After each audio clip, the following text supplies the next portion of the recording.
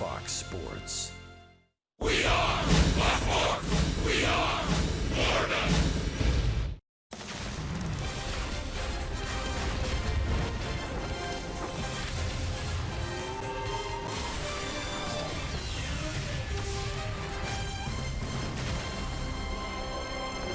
Long road trip starts tonight in Milwaukee. Miller Park with the roof wide open.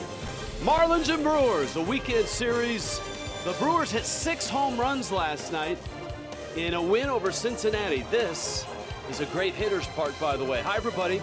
Rich Waltz along with Todd Hollingsworth. Welcome to Milwaukee. You're a hitter. You played here. Great place to hit, and both these teams have a lot of power. Yeah, they sure do. I'll tell you what, this Brewers team has really been hitting the long ball, particularly this month, particularly in this ballpark. Miller Park, tons and tons of home runs. This is how they do it, top to bottom in the lineup.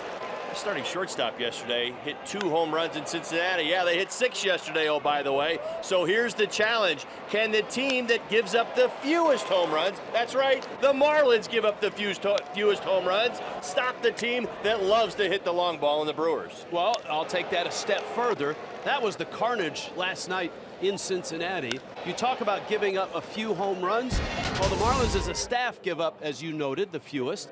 And the starter tonight, Edinson Volquez, he's at the top of the list. He's only given up 7 home runs this year. He's done a fantastic job of keeping the ball in the yard. We talk about the sinker. How about that changeup down in the zone? One thing you got to keep your eye on tonight, though, are the walks. They've been an issue over his last few starts. He's gotten himself into some trouble. So what do we know? He can get himself in and out of trouble. But remember, this is a home run hitter's ballpark and a team that likes to hit him. But he's got to be better, more efficient with his pitches. Quickly, why is this a great hitter's park? Well, the ball just seems to fly here. You got good visuals. Most things that you notice here, the backdrop for the hitters is fantastic. And you see it right there. Matty Garza getting loose. He'll be going up against the Marlins tonight. He's had some issues with the long ball as well. Has given up 7 of the 8 here at Miller Park. All right, so ready to go. The Marlins are here in Milwaukee, then to St. Louis, then to San Francisco. Everybody on this ball club says need to make a push before the All-Star break. That push needs to start tonight. And tonight, Giancarlo, Marcelo Zuna, Justin Bour, they're all here in Milwaukee. Great place to hit. Coming up, Stanton, the hitter, not the slugger.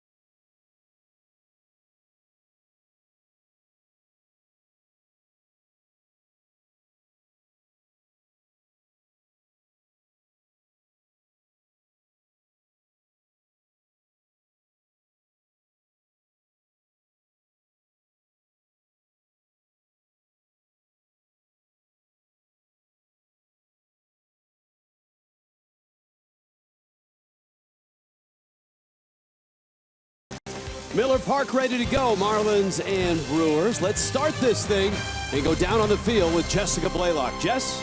Hey there, Rich. Giancarlo Stanton fresh off of his 21st home run of the season. Look, we know that he has power. We watch him hit bombs all the time. But one thing that Stanton has said all year long is that he doesn't just want to be known as a slugger. He wants to be known as a hitter as well. And he feels like he's showing people that so far this season.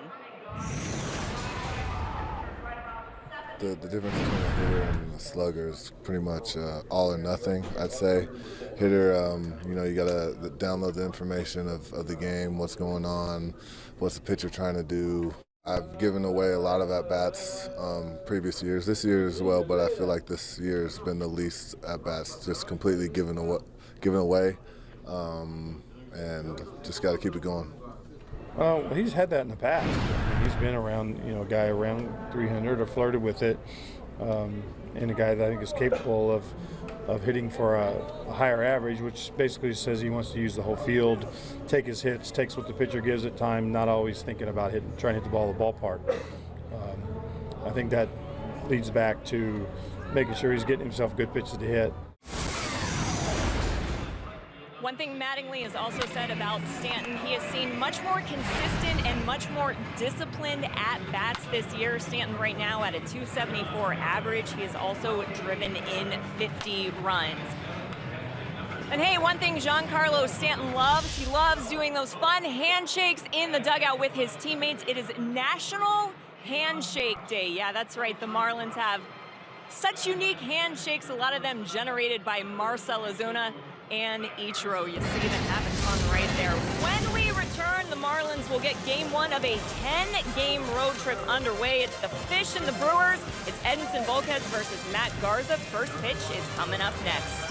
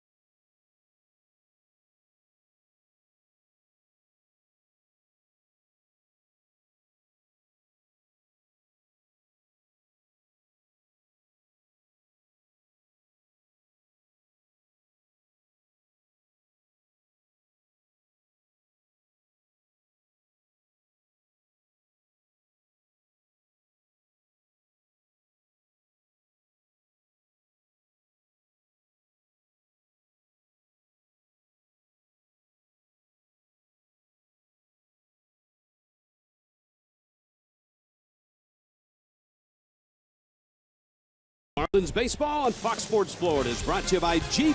Get great deals on the Jeep lineup at the Jeep Spring Clearance events.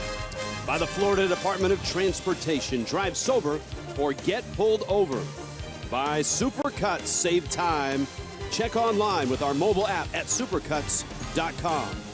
And by Southwest. Transparency, low fares, nothing to hide. Glorious sunshine, and that's the forecast for this weekend in Milwaukee. Miami's lineup to open up this series, facing Matt Garza tonight. Southwest brings it to you. D. Gordon in the leadoff spot. Giancarlo Stanton will hit second. Christian Yelich is in center field and back in after a night off. Marcell Ozuna hitting cleanup. Justin Bour slotted 5th. JT Realmuto in the 6th spot. A night off for Martin Prado, so Derek Dietrich against the righty gets the start. JT Riddle hits 8th, and Edinson Volquez hits 9th.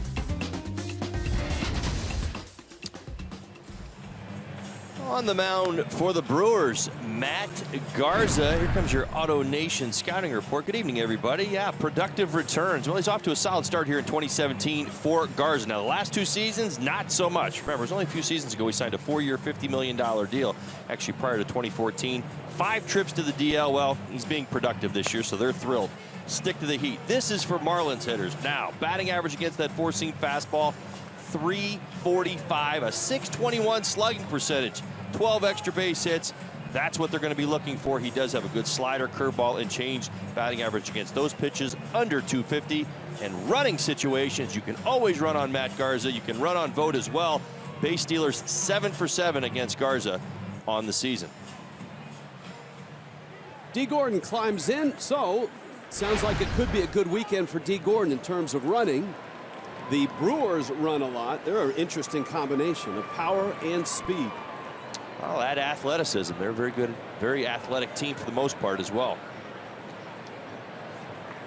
First of 3, here we go. Gordon in the box, Garza ready to go. And the 33-year-old throws a fastball down low. And Gordon bounces it out to second. Jonathan Villar on to first. 1 pitch, 1 out. And here's the defense for the Brewers. Bernie, ladies and gentlemen, welcome him to the telecast. Hopefully he's part of the defense as well. Hit Bernie. Here you go. Perez gets the start in left field. Broxton back in center field. He had the day off yesterday. Santana over in right. Shaw, boy, is he having a fantastic season. Sogard, Villar, Aguilar, Vogt, Garza. Well, voting actually closed, so don't vote Garza, but I think it closed last night at midnight. That's right. Voting's done, but All-Stars, vote in Garza. All-Stars to be announced on Sunday. Yes. Garza gets a strike on Giancarlo Stanton. Stanton climbs in with 21 homers. His 21st came last night. Miami losing 6-3 last night to the Mets. A frustrating loss. Stanton with a 1-1 count. Of course, this ballpark, this batter's box, 3 years ago, the side of just that horrific beating in which Stanton was hit in the face. Mike Fiers, who's no longer with the Brewers, now with the Astros. And always remember the terrific response by the emergency crew, the physicians and the doctors at the local hospital here. 3 home runs in his career in this ballpark. 17 games.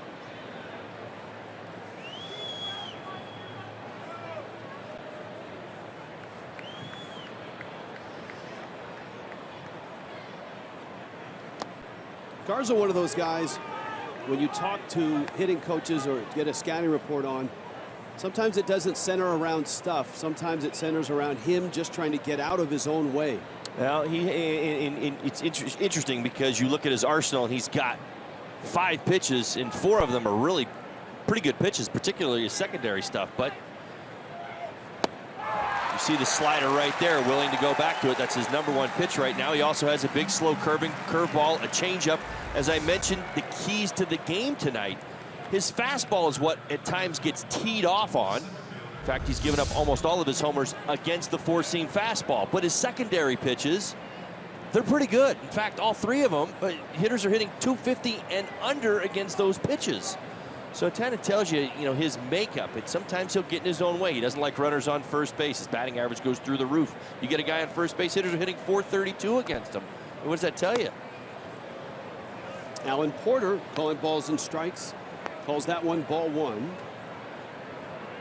This is a unique ballpark in terms of lighting, with the windows that are up in both the third base and the first base side. Yelich smokes one into left field for a base hit. Brewers had 3 infielders on the right side. You don't often see teams with an extreme shift for Yelich, and this is why. Certainly not. Elevated fastball. He uses the whole field. But he has been hitting a lot of baseballs to the right side of the infield, particularly on the ground, and that might be what they were attempting to defend right there, but got the elevated fastball and shot it the other way. Good piece of hitting here with 2 outs. As you just saw, Joe West is at first, Hunter Wendelstadt, the umpire, at second, and John Libka is the umpire at third. Here's Ozuna standing in. Country Joe. And he takes a rip at a high breaking ball. Well, speaking of Joe West, I ran across Bruce Fleming about 10 minutes ago. You've got two umpires, the 2 living umpires who have umpired over 5,000 games in their career. Bruce Fleming up here with me, and, well, Joe West over there at first base. Marcell Ozuna likes this ballpark.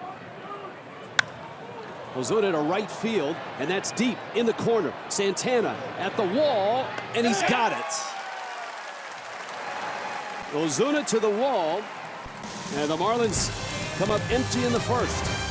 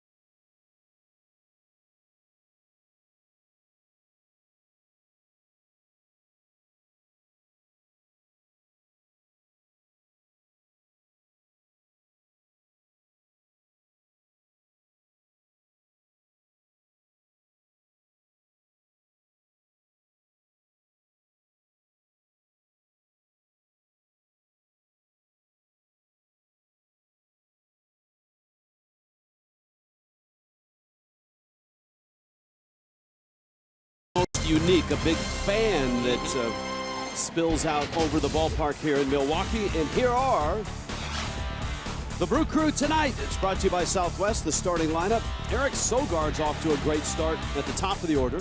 Jonathan VR had a home run, actually hit 2 of them yesterday in Cincinnati. Jesus Aguilar homered yesterday. Travis Shaw is in the cleanup spot, and he's tearing it up. Domingo Santana's in right. Hernan Perez is in left field. Stephen Vogt, Marlins saw him as an Oakland Athletic. Keon Broxton is hot, and Matt Garza hits 9th. And Edinson Volquez sets his sights on the Milwaukee Brewers. And of course, these are the first place Milwaukee Brewers by 1 game over their rivals, the Cubs. Let's talk a little Edinson Volquez for a second. Has made more starts versus the Brewers than any other opponent in his career. 8-4 with a 4.15. Good numbers against them. You see the season right now, hot and cold at times. That's a little bit of everything. And right now, he did pick up a win his last time out versus the Cubs. Solid, I guess, when you look at the 5 innings, the 2 earned runs. Did throw 90 pitches. He's got to find a way to be a little bit more efficient. He's not gone more than 5 innings in his last 3 starts, and he's got a whip over 2. And there's his first strike of the night. How about Eric Sogard in 40 games, a 447 on base percentage. Look at that. And a 339 average. Lifts that one foul and out of play. Sogard, a longtime Oakland Athletic. Never really was a regular or the everyday starter, but a versatile infielder. He's taking full advantage of a fresh new opportunity here with the Milwaukee Brewers, and he's a nice fit on a team that hits an awful lot of homers. Yeah, patient guy, and is getting on base. And as a result of the homers behind him, scoring a lot of runs. Well, if you were to ask Craig Counsell who do you think he kind of sees eye to eye with most on this roster, who would you pick out? Well, he holds his hands a little lower. Well, maybe so, but come on. That's right. There you go, Eric Sogard. And he walks. And as you pointed out, the challenge for Volquez is try to be a little more efficient. Miami defensively behind Volquez tonight. Let's take a look at this Marlins defense on this Friday night. Ozuna, Yelich, Giancarlo Stanton, Dietrich getting the start over at third base, JT Riddle, D. Gordon, Justin Bour, JT Realmuto behind the plate, Edinson Volquez. Now, JT's going to have his hands full. We'll see. This Brew Crew club likes to run. They'll put some guys in motion. They'll take some chances. I'm sure JT's going to get tested a few times tonight. There are some players on this Brewers team that I think a lot of Major League fans are not that familiar with. Jonathan Villar, the 26-year-old Dominican, saw some time with the Astros, lines it to center. Yelich is there, and he makes the catch. Villar is one of those guys. And then you get into the Jesus Aguilars, the Travis Shaws, the Domingo Santanas, Hernan Perez. And they may not jump off the page, but Shaw's hit 17 homers, Santana's hit 13, Perez has hit 10. Aguilar homered yesterday, and of course Villar, we noted, hit 2 homers yesterday. Well, most of these Brewers have come up in somebody else's organization or got their first big league opportunity in somebody else's organization, so you can kind of play that card of new opportunity, fresh start, whether it's Sogard, Villar, Aguilar, even Travis Shaw. He was a Boston Red Sox last season, having an all-star caliber season this season.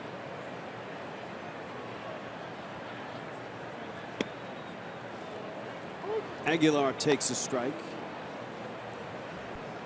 Aguilar making his 27th start at first base this season. He's been on quite a tear here. Last 39 ball games, 326 average, 5 homers, 18 RBIs.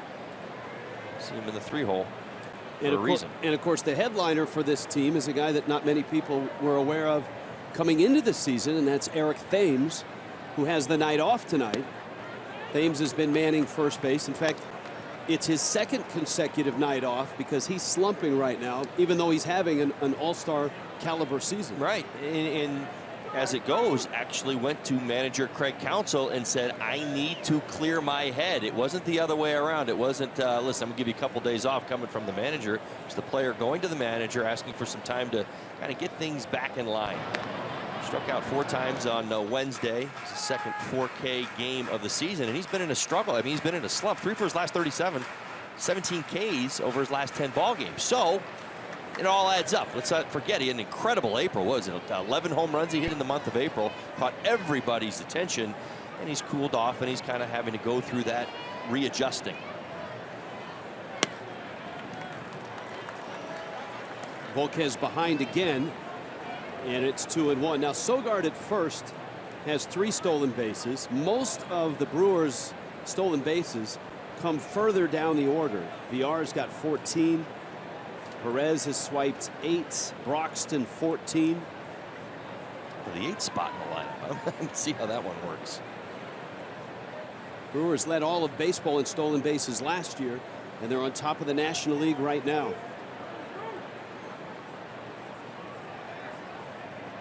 Aguilar behind first. Bour's out there. Gordon calls him off and misses it. They've got an out at second if they can get it, and they will. Justin Bour wasn't sure whether to backpedal or turn around, and he did neither. He kind of was side swimming his way out to the outfield, and Gordon didn't want to get run over by Bour. The good news is Miami got the out. A lot of times what happens is you default to the most sure hands that are around you, and Justin Bour believes that they are in the hands of, well, D. Gordon. I would do the exact same thing. Once he realizes D's coming over, D actually has a better line to this, just wasn't able to come up with the catch. So Bour gets out of the way, but nice job reacting and getting the out at second base. So it goes as a fielder's choice 4, and I guess technically it's a ground ball out for a ball that was popped up. Travis Shaw now.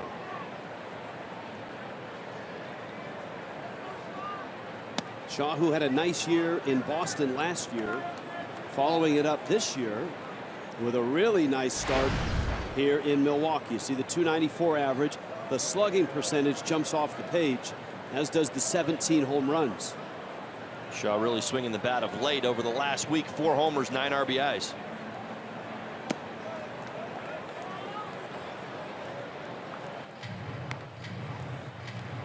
There are teams in baseball that oftentimes have a prototypical type player, right? A St. Louis Cardinal is all about fundamentals, can do a lot of everything. The prototypical Milwaukee Brewer is a guy that can slug. I've had this conversations a few times today. We were going back to the county stadium days, to Miller Park, and the different types of Brewer teams that have been constructed. That is the one theme that has stood the test of time. Whether it was County Stadium, Miller Park, many years ago in the 90s or early 2000s, sluggers, sluggers, and more sluggers. Gorman Thomas, Rob Deere, Jeremy Burnitz, Dave Nielsen, Richie Sexson, the big sexy. Sexton, yeah.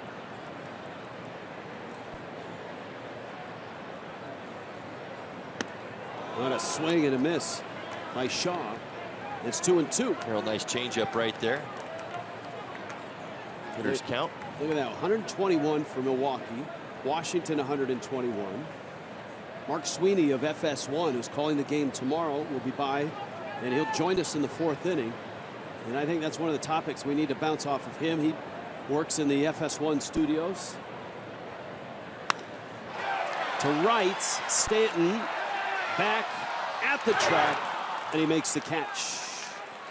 And Edinson Volquez navigates through that leadoff walk. Scoreless start.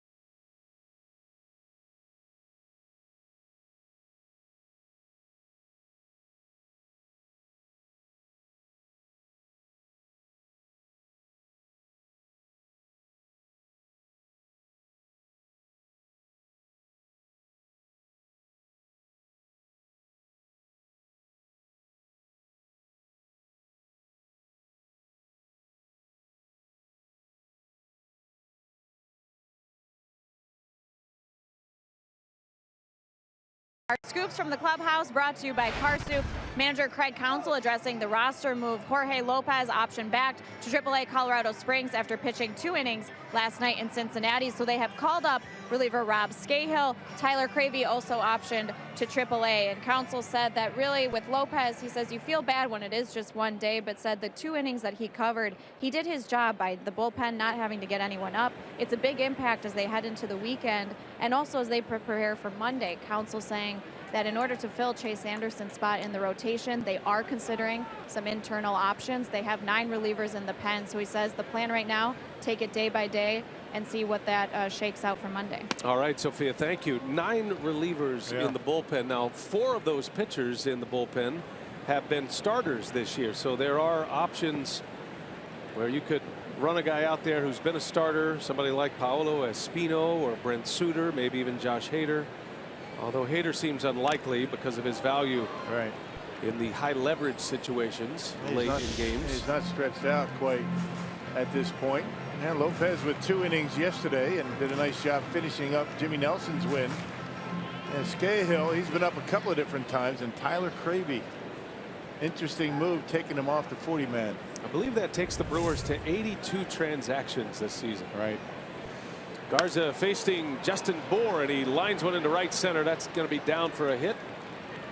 And the second hit for the Marlins is a single to right center. I think the Brewers have 2 thoughts. I mean, one is a short-term, fix for the starting rotation, just trying to get into the All-Star break. I think they're going to need that starter, whoever starts on Tuesday. They're going to need 2 spots to get through the All-Star break. Probably the last day in New York. You're going to need that 5th starter. We'll see what they do. Maybe you get a bullpen game on Tuesday. They've got options. Well, and what happens here in the next few days dictates what they're going to do with that spot too. If you get a position player injured and you might need an extra position player, or if you have a game where it takes a number of relievers to get through, or a long extra inning game, I don't blame the Brewers for not. They know what they want to do. Let's put it that way. They're just not ready to announce what they want to do, because no need to sound the alarms for all the individuals who it will affect until you have to. So that's standard. JT Realmuto, and he sends one into deep left center. That's going to be playable.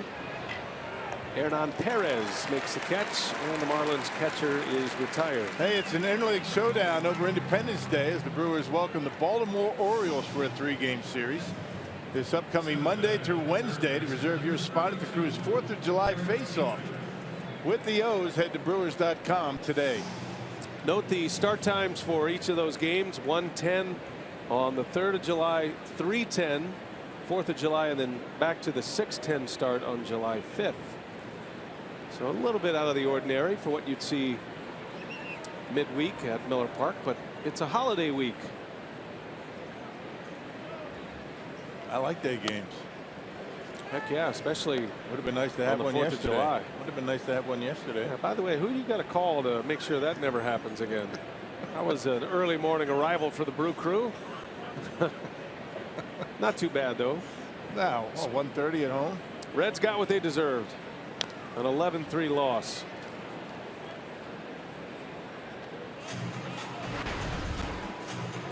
Derek Dietrich batting with 1 out. One of the 5 lefties in the starting lineup for Don Mattingly.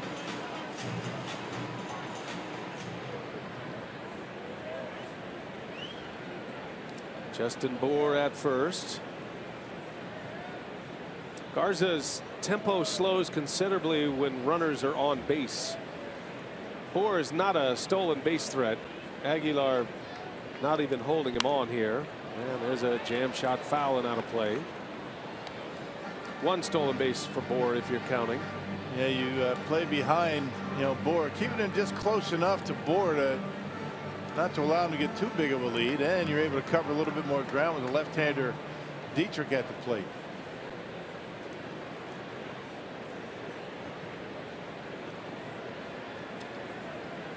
Garza pitching on the road in Atlanta last time out, took the loss, but he pitched okay in that game. He had a couple of shaky innings, and one of those innings was able to pitch out of it. He went 6. He gave up 3 earned runs. Most impressively for Garza, he didn't walk a batter.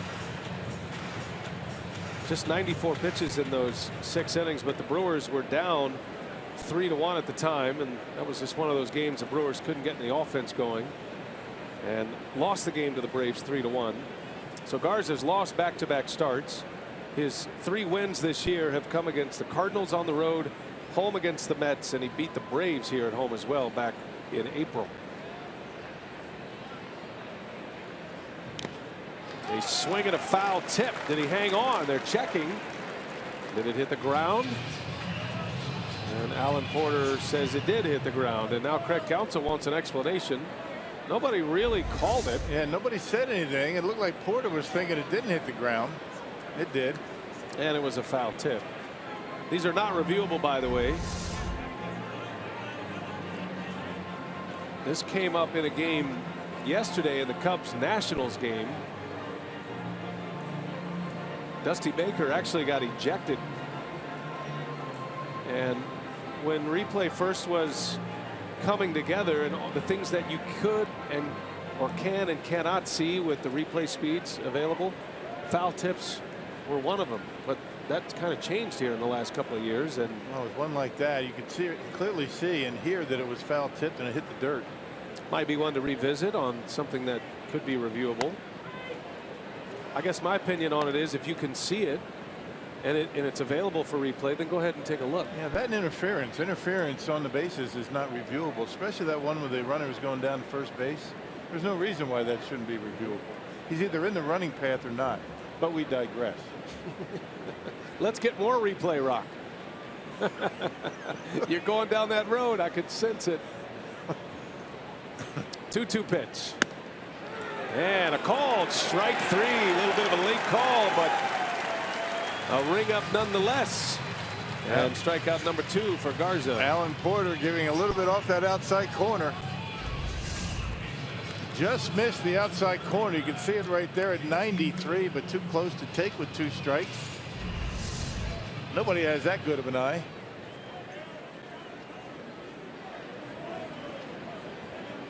So 2 gone, runner at first. That was a leadoff single by Bohr. And here comes JT Riddle. Danny Echeverria was traded to the Tampa Bay Rays. Marlins had some young prospects coming up. Riddle, one of them. So Echeverria is no longer with the Marlins. Very talented defensive shortstop. And they feel like they've got a couple of young pieces that are going to be able to carry the load for a while. Pretty good defensive team here with the Marlins. Good arms across the outfield. A lot of range in the infield. Good catcher. And no way they can play any better defense than the Reds did against Milwaukee. That was a defensive clinic, that series against Cincinnati. Yeah, otherwise the Brewers had a legitimate chance to not just win the series, maybe sweep the series against Cincinnati. And they took away a lot of runs with that defense. 2 balls and a strike. JT Riddle. 3 homers, 23 RBIs. This is the left-handed version of what will eventually be a platoon, you think, for a little time anyway.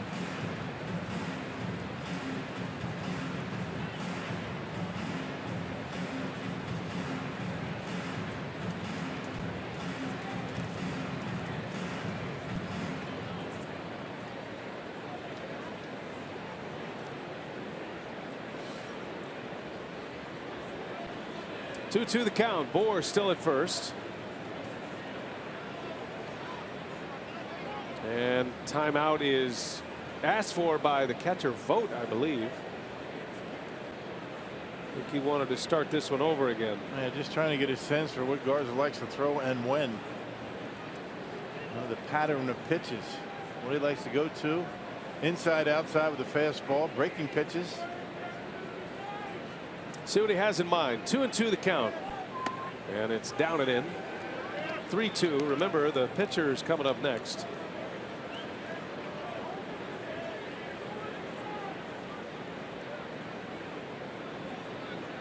Got a young hitter at the plate. You'd love to have the pitcher lead off next inning, but you still have to make, as they say, your pitch as a pitcher. Full count, 2 outs. Bohr goes, and that's into left field. Slicing, long run for Perez, and he'll run it down. Comes to a slide. That was fair territory. Could have been an extra base hit, maybe even a run. Beautiful play by Hernan Perez. Not bad for a shortstop. Hitting it.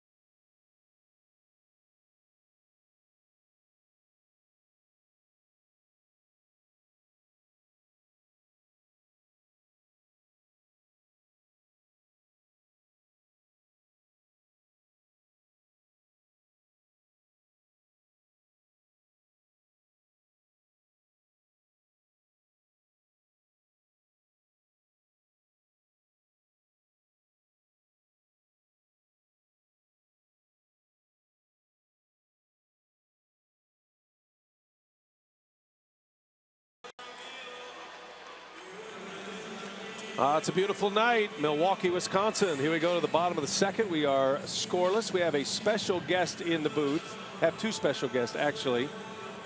Mark Atanasio, Brewers owner, and Zoe McNitt. And we're going to introduce you to Zoe and tell all of you about her great program and why we want to support her. But, Mark, this is really something that's near and dear for you. And as we get this inning started here, why don't you walk us through this process and how Zoe ended up on Brewers television tonight? Yes, no one's more surprised than Zoe. She's on Brewers television. We kind of sprung this on her, didn't we? We did. A little bit. Kind of backed her into it. She said, I've never been on television. I said, well, here's your inaugural effort. So, with all the excitement around the team, and we'll say it while we're here, while we're in first place. You notice they announced this as the first place Brewers.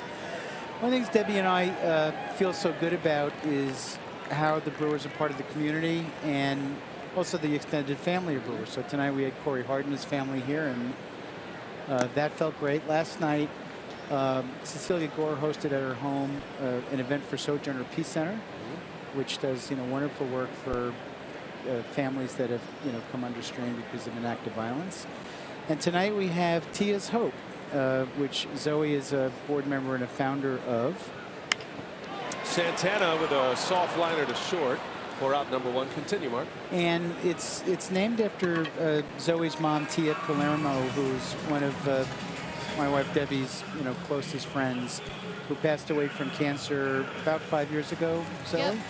So the daughters wanted to do something in their mom's memory, and they thought about tying her memory to helping kids who've had serious illnesses and giving them something that's fun and hopeful and forward-looking to participate in. There's a line drive, a base hit for Hernan Perez. Your first base hit on television. So you're bringing. Good job. You're already succeeding. You feel good? You feel confident? Yeah, I'm trying my best. You're bringing us good luck here, Zoe. Then they keep you up here. Now, let me pick up the story a little bit with you, Zoe, because these memory moments. First of all, what an incredible thing to do for your mom in her honor, and the legacy that you're carrying on and taking what must have been an extremely difficult time, and I'm sure is still difficult, and turning into something that is so incredible. So congratulations for that. Thank you. So tell us a little bit about these memory moments and what you try to do and what your hope is for this project. So beginning in 2012, since 2012, actually, we've impacted over 5,000 families through sporting events, gift bags, and holiday parties. And we try to create these memory moments, which were something that my mom used to tell us, if there's something really special, look around, remember it forever. It'll be a memory moment that you'll hold on to. And we hope that these are moments that these children, if they ever have to go back in the hospital, will, be able to hold on to in times of need and in difficult times. Is there a specific moment? Maybe you can give us a few examples that have touched you in a special way, or something that you can tell us about recently that has happened that you can share with our audience? So at City of Hope, for instance, one of our partner hospitals out in LA, we did a holiday party there, and there was a child who had recently undergone surgery, and he wasn't wanting to interact, and he came out for one of our holiday parties, and the nurses said that this was the first time he had smiled since the surgery, and he didn't want to leave. We ended up having to close down, eventually, and he stayed till the very end. That's great. And Mark, your connection obviously is a familiar connection with Debbie, but what are some of the things that you'd like to see happen with Tia's Hope, and what's as we open up a significant spotlight here tonight for Tia's Hope, what would you like to see from our audience, perhaps? Well, first of all, I want to thank our players today who stopped in to Travis Shaw, Eric Sogard, Corey Knebel, Brett Suter was out, and I'm forgetting and Chase Anderson came, and once he'd had his some of his injury stuff taken care of, and you first of all, you see the looks on these kids' faces when they see these major league ball players, and more to the point, for each child who was there were 4 or 5 family members. Vogt pulls one foul. So you realize when children get get ill like this, it affects an entire family. And the look on everyone's face today, I would say, Zoe, nobody wanted to leave today. And that was it's a really nice thing. Major League Baseball Players Association, by the way, has been very supportive of the this effort. So I don't know what is your website if someone wants to go on and learn more about the charity? It is tiashope.org. tiashope.org. TIASHOPE, no apostrophe there. TIASHOPE.org. Tias Hope, and it's on the screen, and you can get involved. And as you connect to hospitals, that one's in the dirt. Perez is on the run. He'll make it without a throw. So the Brewers with a runner in scoring position on a wild pitch. And Zoe, give us an idea about all the hospitals that are involved, how you've grown since 2012, and where you hope to bring this. Do you have a ceiling for this project? No ceiling. Our goal is that every year as we add hospitals, we never want to leave them. We want to stay with them, make sure that we've established our relationship and keep it going, till the end. Where's the biggest need for you right now with this foundation? What would you say? Is it financial needs? Is it connecting to hospitals? We always love donations. We're always open to hearing about adopting new hospitals, and we love volunteers. Yeah. And we've done things with Children's Hospital here. Which hospital? Children's Hospital, Wisconsin? Wisconsin, yeah. They're here tonight. Nice to know a guy who owns a Major League Baseball team, too. It's handy. Especially when that team's in first place. Yeah, right. Very happy owner. By the way, to our fans, David Stearns cautions me it's one game at a time, but you can see I'm enjoying this. You got there's a lot more to talk to Mark about, by the way, and I definitely want to spend some time on the Wall of Honor. We're going to hear from Corey Hart in a little bit, and Zoe, we want you to just go along for the ride here and enjoy a little Major League Baseball. You've done a great job so far for never being on television. Thank you.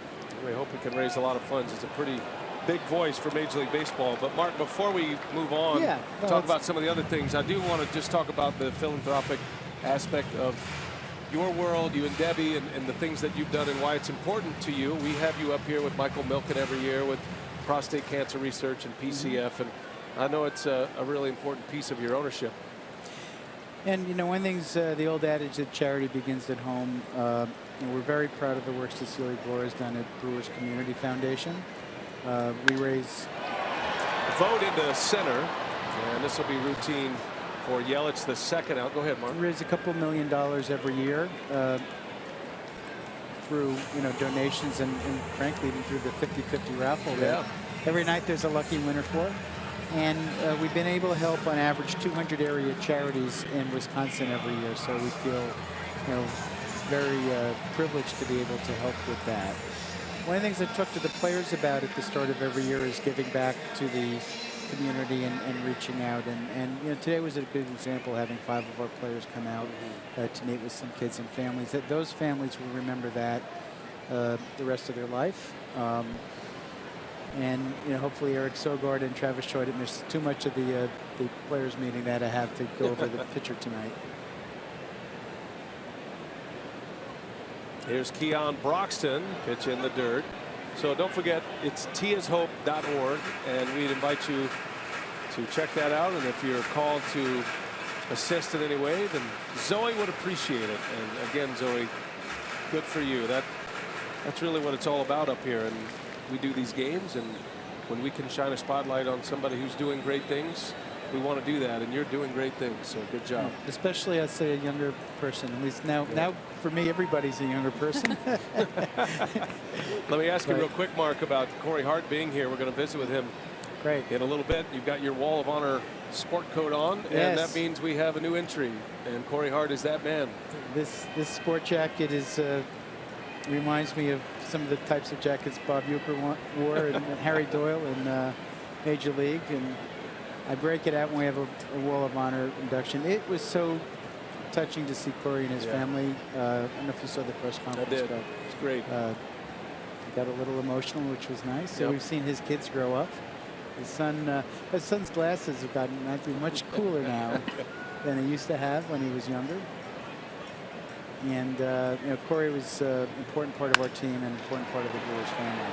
Broxton bounces to short, and that will retire the side. Great job, Mark. Good. Thank you, Thank Brian. you. And Thank you for Zoe, it doing is a this. pleasure to meet Thank you so much. Tea is hope. We're on it. It's on our window right now. And go.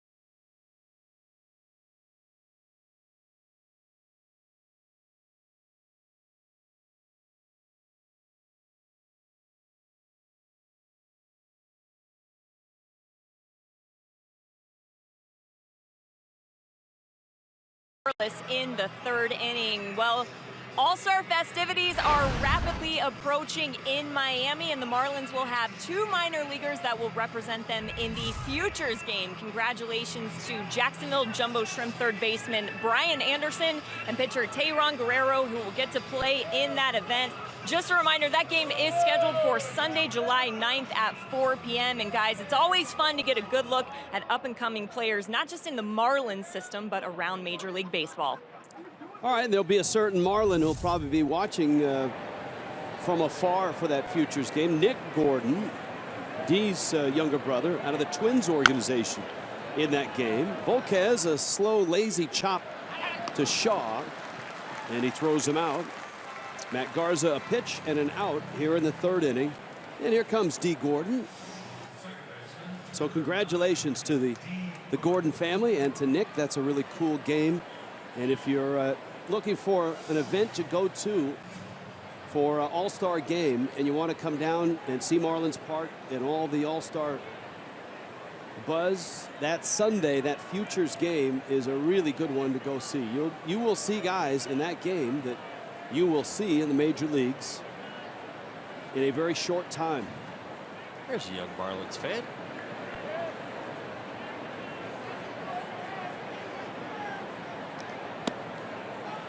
Garza misses down low. Gordon bounced out back in the first. And as Todd noted, this is a formula, or I guess a recipe. If D gets on, he can run here with the combination of Garza and Vogt.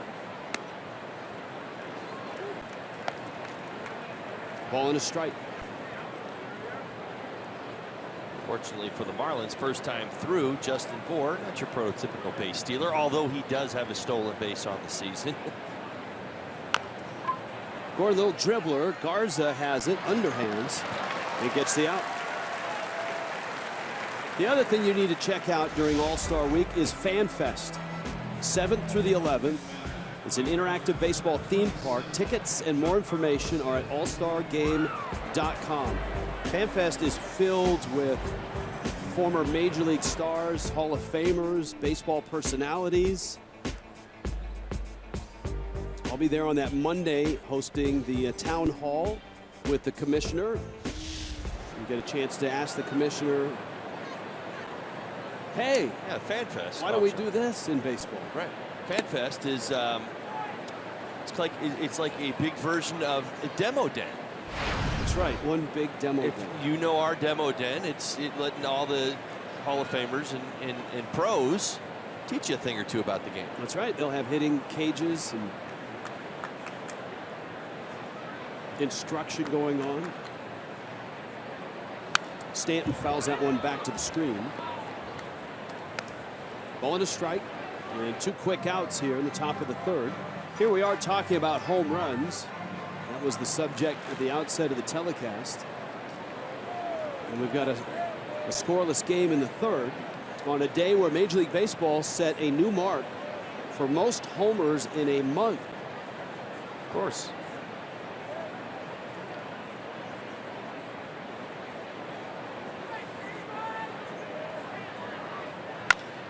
Stanton a chopper, 3 infielders over there. And he's out by less than a step. 1, 2, 3, 3rd for Miami.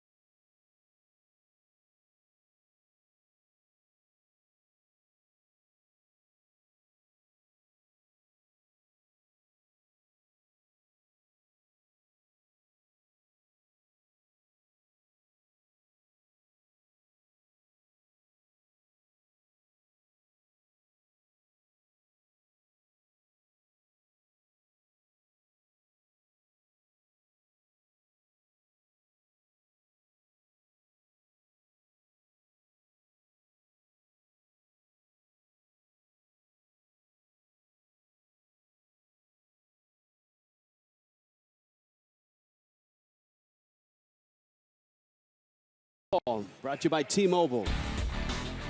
The Washington Nationals dealt a blow. Trey Turner took one on the right wrist, very similar to the ball that hit Giancarlo Stanton in Pittsburgh, and he is out with that fractured right wrist. Corey Kluber, 5-1, beat the Rangers. 46 strikeouts in his last 4 starts. And Cody Bellinger will accept the Derby invite if his father Clay, the former major leaguer, will pitch. I would think Dad would say yes. That's an awful lot of pressure. How about that question? I wonder if he asked it privately first before asking it publicly. I'm sure he did, right? I would think he would know the answer to it before he threw that out there. But maybe if Dad was on the fence, that will get him off the fence and get him to pitch at the Derby. Well, if he doesn't, I can't imagine the level of heat that would come down on Clay.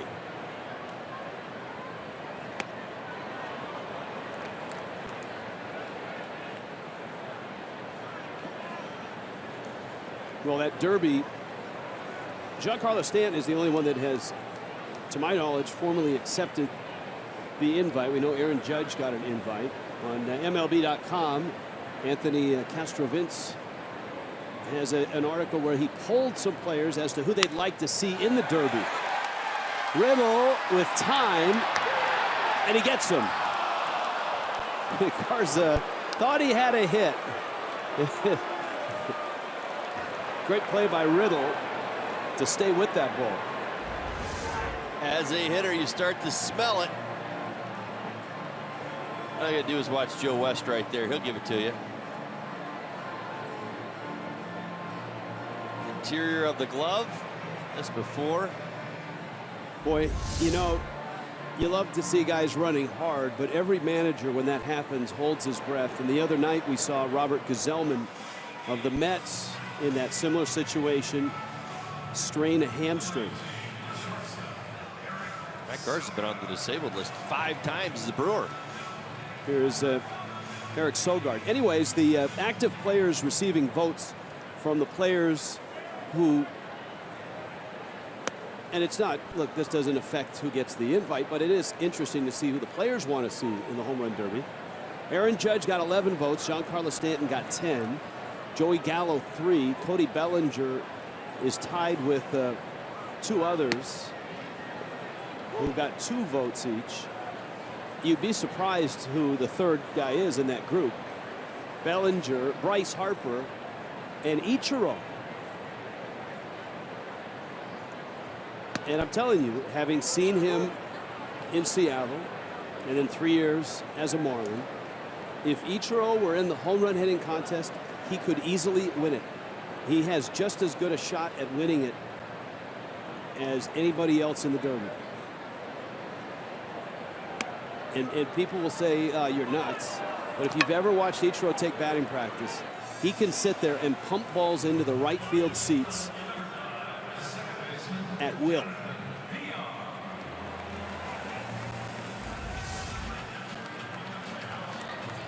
Take a look at this changeup working down in the zone.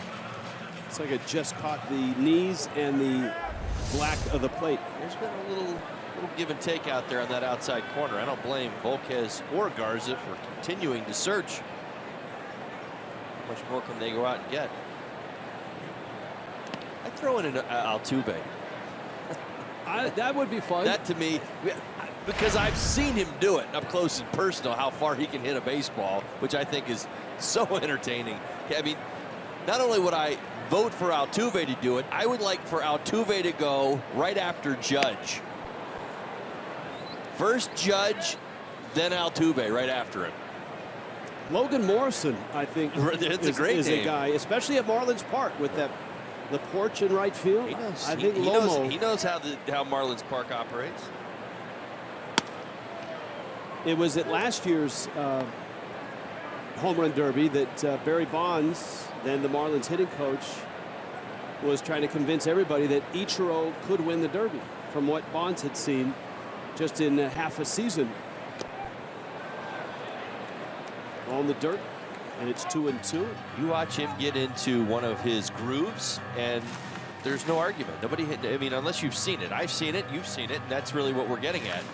You know, he's not going to hit home runs from the right field foul pole to the left field foul pole. But if you continue to pump him on the inner third part of the plate and get it above the knees, about thigh high, he'll hit 15 in a row. A swing and a miss. VR strikes out. Both pitchers looking sharp in Milwaukee. Scoreless.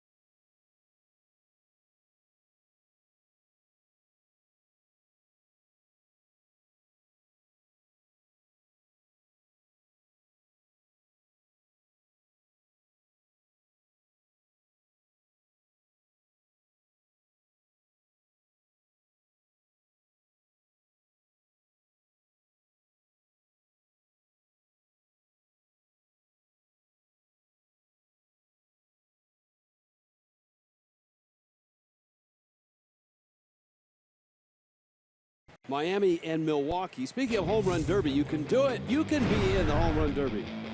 It's the official MLB.com home run derby game on the App Store and Google Play. Swing for the fences with more than 10 million players from around the world. And you can be your own favorite derby all-star. Download Home Run Derby for free today.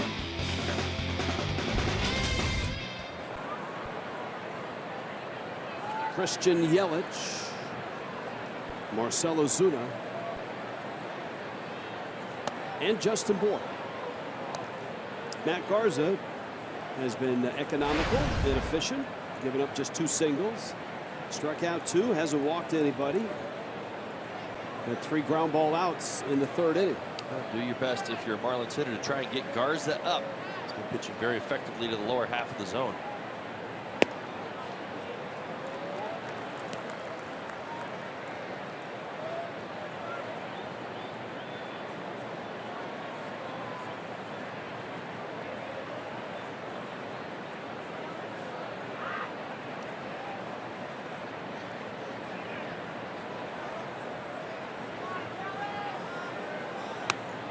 This is always a really good place to watch a game for a fan and to call a game as a broadcaster. It's one of those ballparks that just has a great buzz to it. And I'm not talking about the immense amount of beer that they consume here at Miller Park, which they do. On a Friday night. This may be the most beer drinking crowd in all of baseball, but the buzz of the crowd, it's a good, lively crowd. They, even despite their struggles on the field, continue to draw pretty well. Last year, 2.3 million, and even that was their lowest since 2005. They were 73-89 last year after a 68 win in 2015. Yelich to left. Perez is out there. We haven't talked about Ryan Braun yet. He's not in the lineup. There you go. That's double barrel.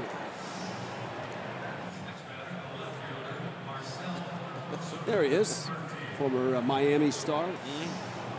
Braun off the DL earlier this week. Played in Cincinnati. A couple home runs in Cincinnati. Just a day off for Braun. Expect to see him at some point in this series. Nothing wrong with him. It's an amazing thing last night. Milwaukee hit 6 homers against the Reds. Braun, Pena, VR hit 2. Aguilar and Santana homering as well. And they didn't get one from Eric Thames because Thames had last night off as well.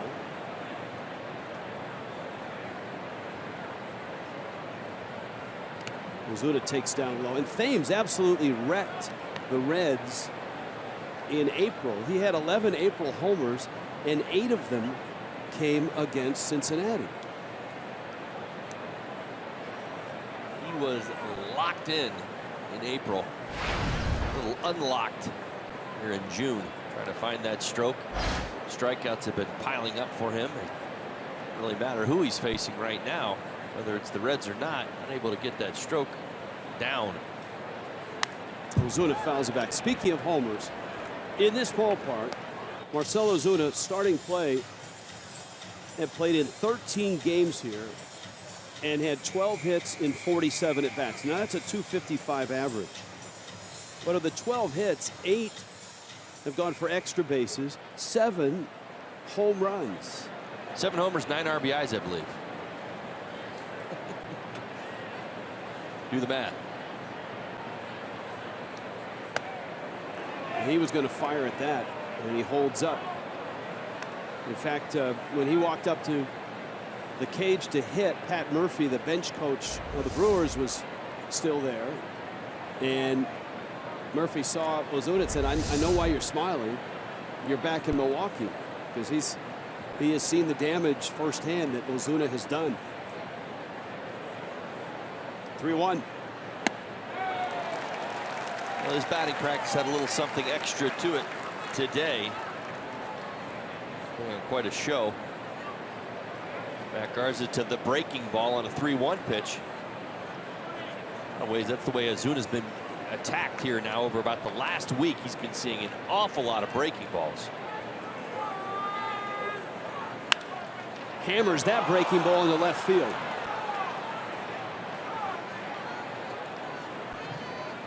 That's one of the things, as you see the progress of Ozuna as a major league hitter. In years past, he could miss a pitch like he did for the second strike and then miss it again. But now he'll miss that pitch once in at bat. You start to learn. You start to realize that there's patterns.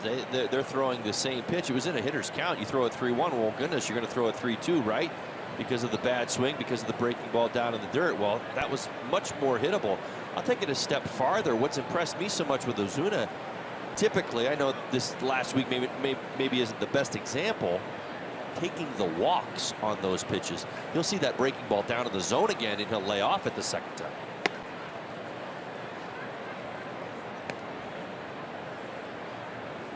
Ozuna at first. Bohr singled. A line drive to right. That was back in the second.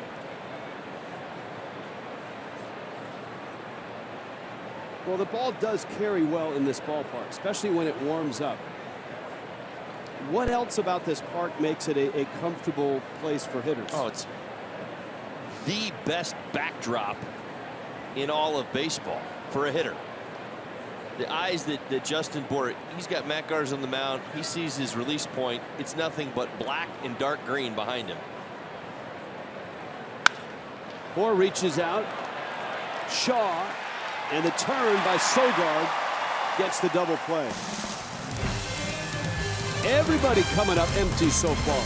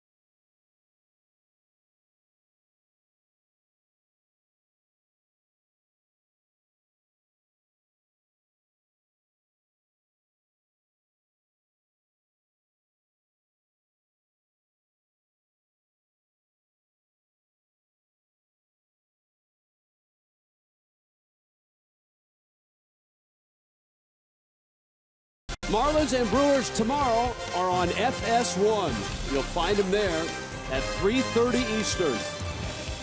Game 2 of the weekend set. Todd Hollinsworth and I will be glued to our televisions, watching and calling the game for FS1, along with Aaron Goldsmith, as Mark Sweeney of the Padres. Good to see you guys. Good to see you, man. And of everything good? FS1. We see you in the studio. Studio stuff. The guys at the studio, incredible work. Obviously behind the scenes, as you guys know. When the guys behind the scenes do the work, we actually feel a little more comfortable, don't we? Yes, an enormous clothing budget, it looks like, in the studio. They put a pocket square in me a little bit. It's a little intimidating. I'm not a pocket square guy. Right. So it's a well-oiled machine. Jesus Aguilar chases. Bo, you've watched 4 innings of this one. And both Edinson Volquez and Matt Garza, guys who are veterans of the battles for the National League Central, are throwing zeros up. Yeah, it's always good to see Volke, especially, too, because we had him in San Diego, where I do most of our work with Fox Sports San Diego. And when you see Volke, and you guys know, when he slows the game down a little bit, obviously the no-hitter this year after he got injured, when he slows the game down and mechanically he's right, he can dominate any lineup. And he can punch out those, you get a lot of punch outs, the changeup he falls in love with. But it's good to see Volke because he's one of those guys that you love to see perform and go out there and really go out there and at his craft. He's a pitcher and an artist. Yes, he is. He's easy to root for. His teammates love playing behind him as well. And you made that great point. Rich talks about it all the time. The injury. He actually hit first base back early in the game and twisted his ankle and ends up going out and throwing the no-no because, as you just said, slowed down, got into rhythm, got into when he's right and when he's off. And we talk about this an awful lot. His command sometimes leaves him. I think it was 14 walks coming into tonight's ball game. A little bit of an issue, but gets a little too fast, you would say? Holly, it's interesting. Darren Balsley, a pitching coach in San Diego, had Edison Volquez at a time where they had to reshape his mechanics at times. Right. And corral it, that you guys talk about all the time with his strike throwing. He said something interesting to me the other day about Edison Volquez. And he really misses him first and foremost. Really good guy. But he said in his bullpen sessions, when he got too fast, he put him in turf shoes. And it was an interesting thought because he wanted to slow him down, much like that injury did in his no-hitter.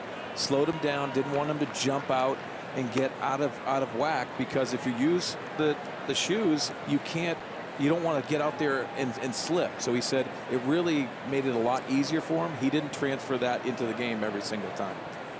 He's had 3 starts where he's not pitched that great, and he suggested after his second start that someone bang him in the ankle with a bat before his next start and try to recreate that feeling. We saw him out on the warning track after a game trying to jam his ankle into the foul pole. We told him to stop, but we did that as hitters too. We clearly knew what he was up to. We did that as hitters. It's so odd that you have those little things when you have a lot of success and you're sustaining it. You want to do the same things over and over again. This game tends not to happen that way. Now, the fun thing I would expect about your job is not only do you get to cover the Padres, but up the freeway into the FS1 studios, you get a great view of the landscape of Major League Baseball. Volquez. Shaw takes down low. Today, Major League Baseball, with the first 2 home runs that were hit today, set a record for most home runs in a month. Is it launch angle? Is it bat path? Is it juiced baseball? Is it just the way the game is evolving? Why all of a sudden all these home runs? I know the last couple of years it's been trending upward, but it seems this year to just have exploded. Well, I'm not a launch angle guy, first and foremost, even though a lot of people are talking about it, and it does come into equation. I think there's too many pitchers, obviously with the velocity, but they're pitching at the top of the zone too much. Because back when we were playing, I hate saying that phrase, but a lot of pitchers wanted to work down. They wanted to work that movement down in the strike zone. I think it's happening too much. There's too many mistakes being thrown, and those mistakes are leaving the yard. I'm concerned that you have the second baseman going 430, 440 feet with home runs. That is a concern for me. I think something is different. It's not that they're bigger and stronger. I think there's something to that. I've heard one theory, and that is to catch up with velocity, it's a max effort swing. And so you're losing the art of the slap hitter or the guy that is just trying to drive the ball to the opposite field to get on base, and that even the second baseman or the guys that are normally slap hitting guys are actually getting it deep. Now, Joe West, all of a sudden, something going on with the security guard over there at first base. And I'm not sure what's up. All the umpires right now are headed, 2 of them now are headed to the Brewers dugout. Alan Porter's going there as well. Craig Counsell is looking down that first base line. There are security guards who are kind of gathering down the first base line. Marlins are coming off the field. And I'm not sure if something has happened in the stands.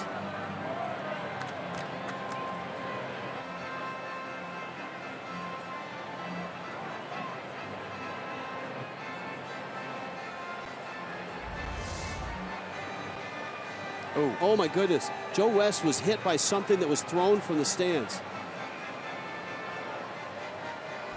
And that's why this game has been stopped. And I'm sure the security right now is trying to find the fan that threw whatever it was. Looks like a baseball. White object from behind.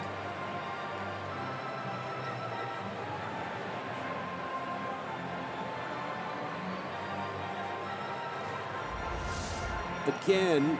Yeah, that's a baseball. Somebody threw a baseball at him.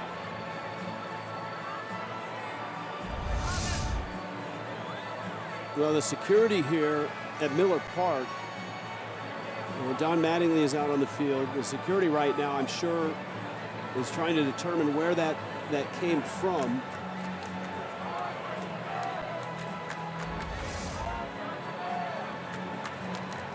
You can see that came down from the upper reaches of the ballpark. It might be that second deck. Down the right field line. Second deck at the very least. There's 4 decks here in this ballpark.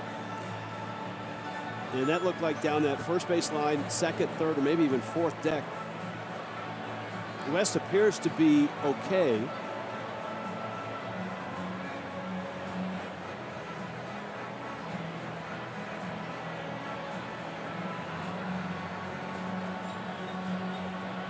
I think from that distance, I don't know that they were throwing it at Joe West. I mean, hard to believe. That would be very hard to believe, but still. I think a fan is just threw a ball out on the field and it hits Joe West. Right. Yes.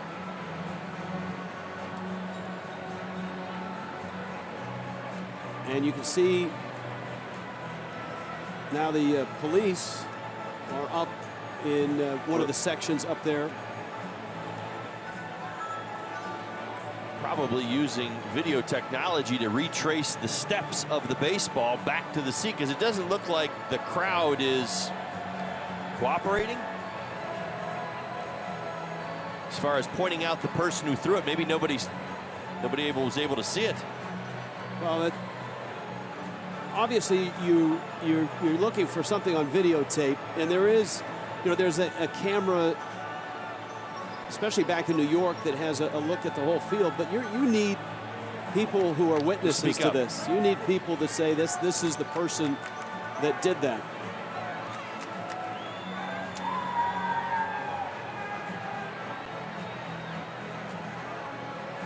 And I don't know that they're going to restart this game until they find this person.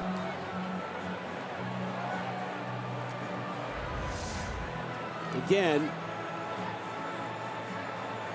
the angle for which the ball's coming down really leads me to believe that it's at least the second or third deck. It definitely was not from the lower bowl area.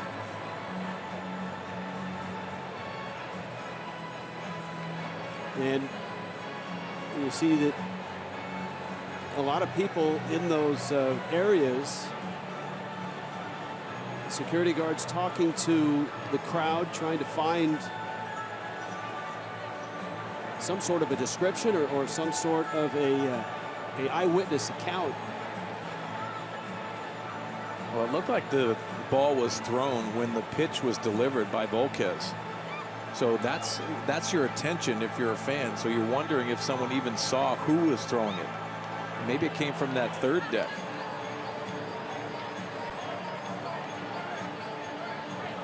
First and foremost, it's good to see that Joe West is okay and not seriously hurt.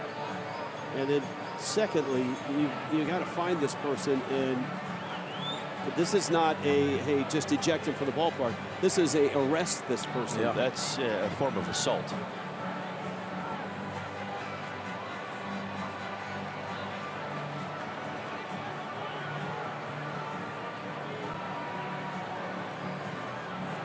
Now all 4 umpires down that right field line.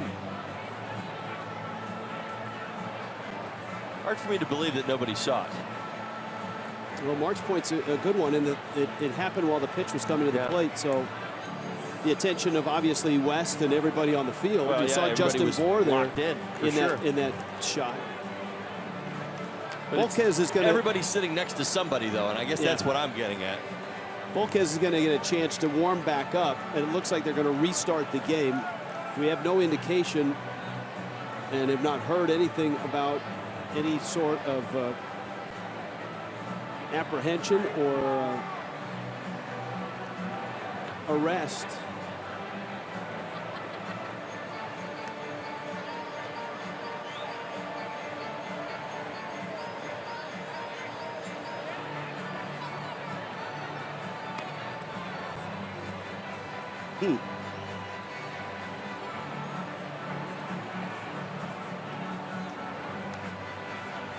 Well, it's a scoreless ball game. If you're just joining us here in Milwaukee, Freddie Gonzalez and Don Mattingly. Freddie, I'm sure, went down and watched in the video room just to see what happened, and you could see Freddie moving his arm as this to show Don Mattingly the trajectory of the ball. Yeah, I don't know if you guys have ever seen that. I remember a situation in Los Angeles where they had giveaways. It was a giveaway ball night. Yeah. And I was with St. Louis, and John Mabry was in right field. They started launching balls from the top deck. And we immediately ran off the field, and he was in harm's way because he was the closest where they were all throwing it. That's not something you want to see in the game of baseball ever. Trust me, as an outfielder, I can speak to all of these things. Yeah. I've seen batteries, quarters, half dollars, beer bottles, beer itself, you name it. Vulgar.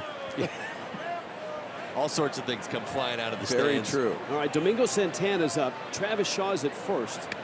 And Volquez with a breaking ball. And that would be strike 2.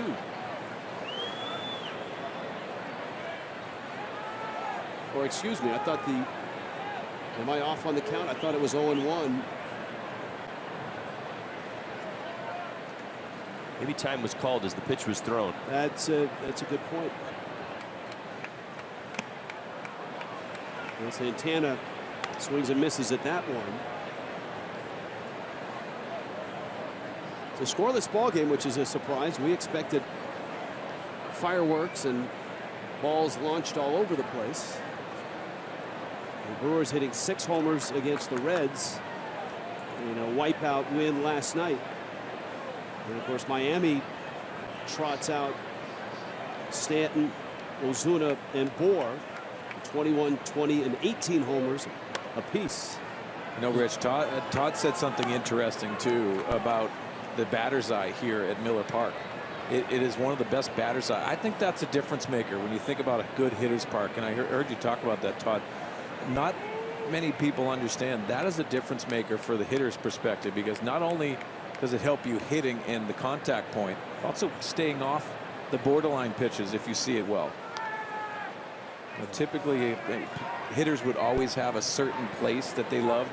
You can see it right there. It's the only time it's bad here at Miller Park is those day games. Yeah, that's what it's hardest to see, right?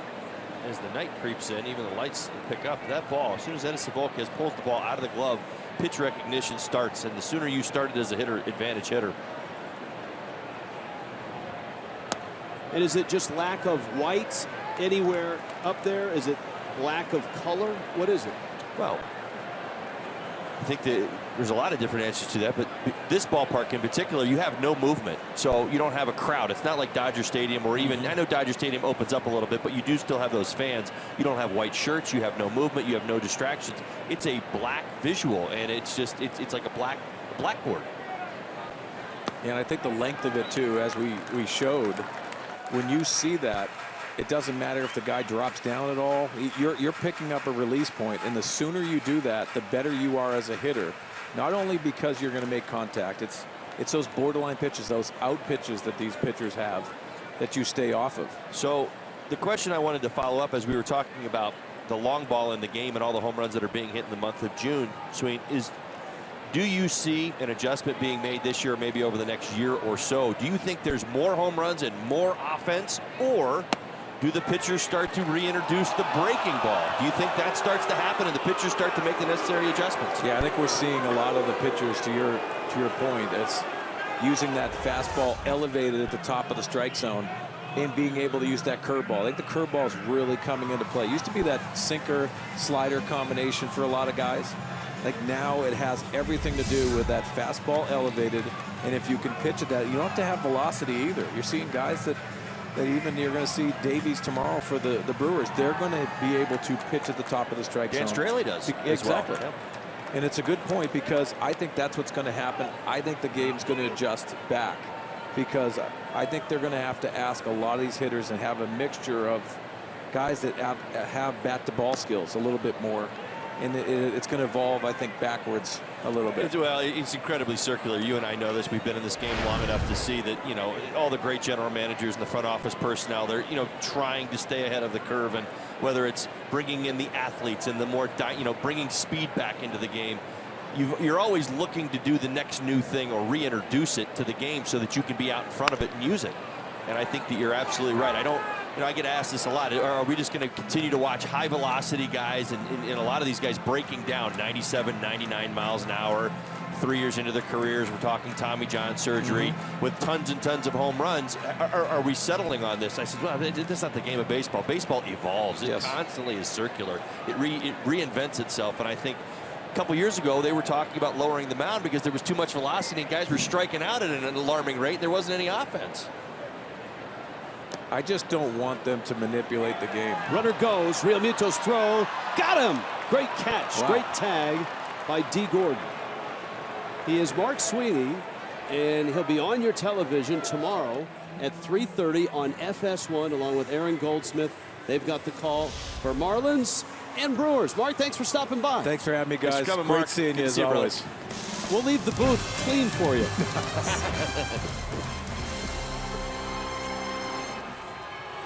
No hit.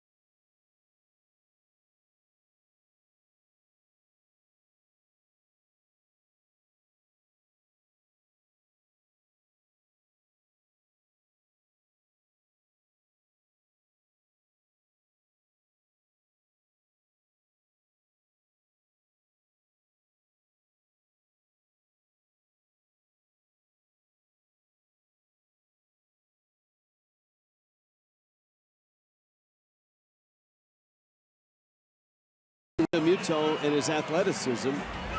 Here's a great example of why he is the most athletic catcher in the game.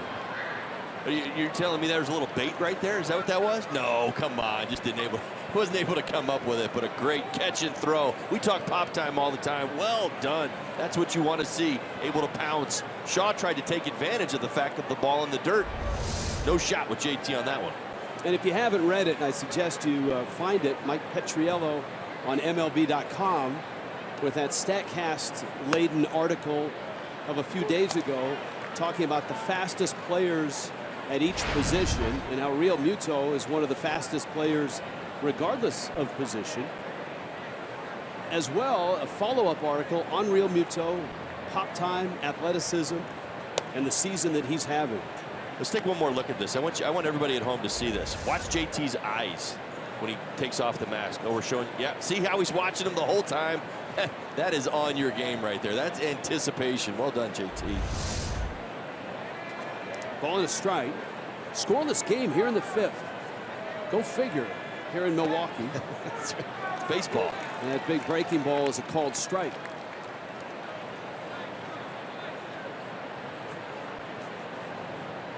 That's when you think you have baseball figured out, right? Derek Dietrich, JT Riddle will follow.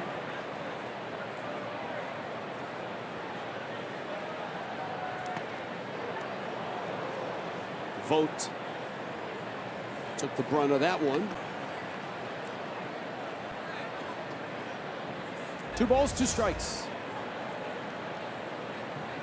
Adding and subtracting, breaking the ball down into the dirt. Almost he jumped up and got underneath that old school mask that Vogt wears. We had that conversation in Oakland with Vogt in the old school mask.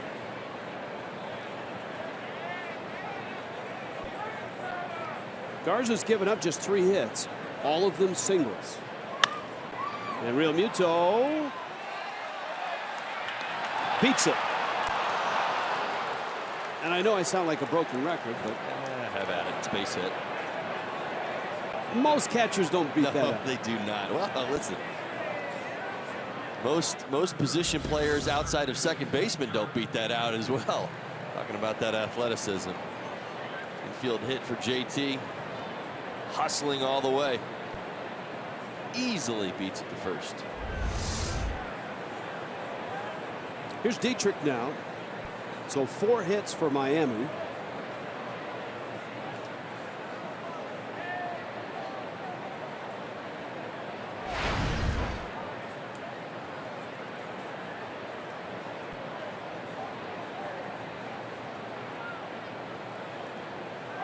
Runner goes. Vogt's throw. Not in time, and Real Muto swipes his 4th base. Not to sound like a broken record. Keep going. Sometimes the obvious has to happen, right? We promised a bunch of runs in this game, but so far not many. All the home runs in Miller Park, well, some stolen bases as well. Matt Garza 7 for 7 against him, now 8 for 8. JT wasting no time, now not allowing Garza to get into any kind of rhythm. The Brewers asked Alan Porter for time to look at the replay on that. And they have decided not to challenge.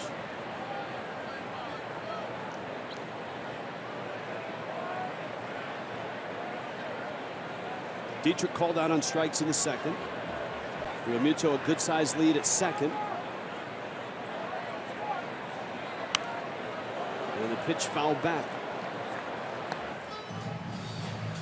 0-2.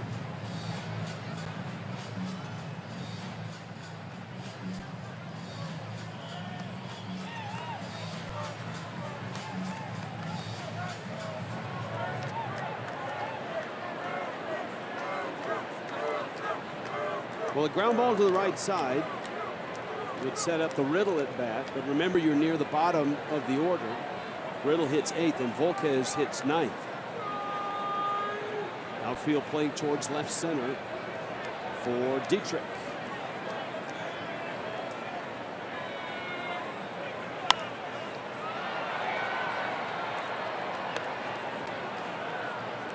In between innings, Joe West walked down that right field line, and if looks could kill, West glaring up into the seats, still looking for the perpetrator, as the security folks here at Milwaukee are still looking as well. I'm amazed that the person has not been found. I'm also amazed at the loyalty. You look around this beautiful building, I mean, everybody's sitting next to somebody, and I'm just really surprised that an answer has not been had yet. Oof. It was close. Garza looking in sideways at Alan Porter, thought he had strike 3. You can see the yellow ball was the last pitch, and it was out.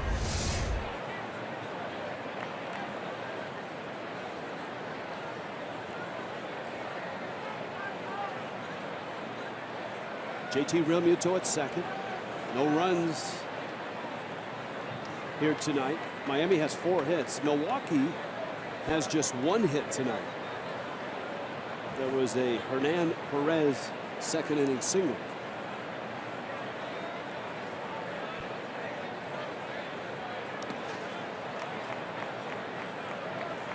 Good take by Dietrich.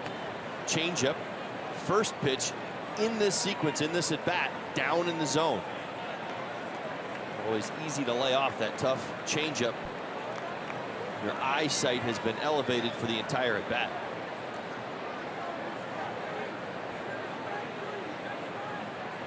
Would love to get the ball to the right side. Would love to drive him in.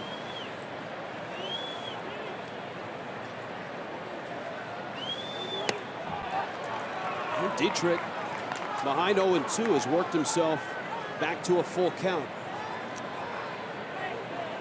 Now when pitchers find a gateway, when there's a little more space on a corner, they tend to go there when they get themselves into trouble. And you've seen throughout this at bat, Garza at times, especially against the left-handed hitters, really has been able to work to the inside corner. He has not been able to really get back there against Dietrich because he's been really focused on that outside corner.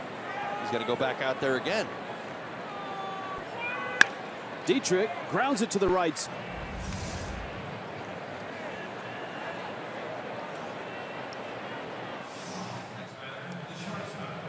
Dietrich able to take a 0-2 at bat, turn it into a productive out. Now, how do you play this if you're Garza? You got the pitcher on deck. Riddle has been really good. You see the major league average is at 50. And Riddle with a chance to give Miami a lead here. The infield's in.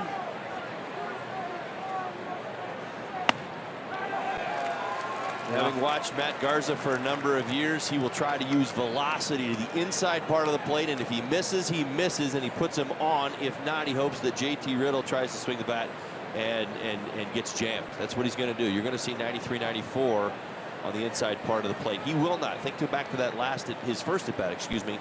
Threw him a backup breaking ball. He lined it to left. So velocity at 93.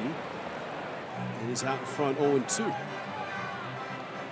see those career numbers. Matt Garza splits, honestly. There's not real favoritism to one side or the other. Lefties or righties, runners on or bases empty. I know there's some numbers there. We talked about how he doesn't like runners on first base or running situations. Throughout his career, he's been pretty consistent.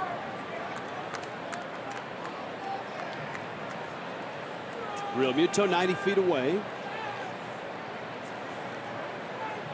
Let's see if he goes up and in with heat. Looks like it.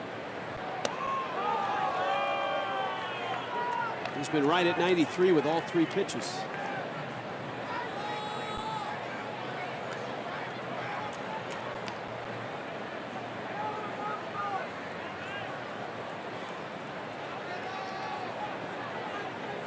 One and 2.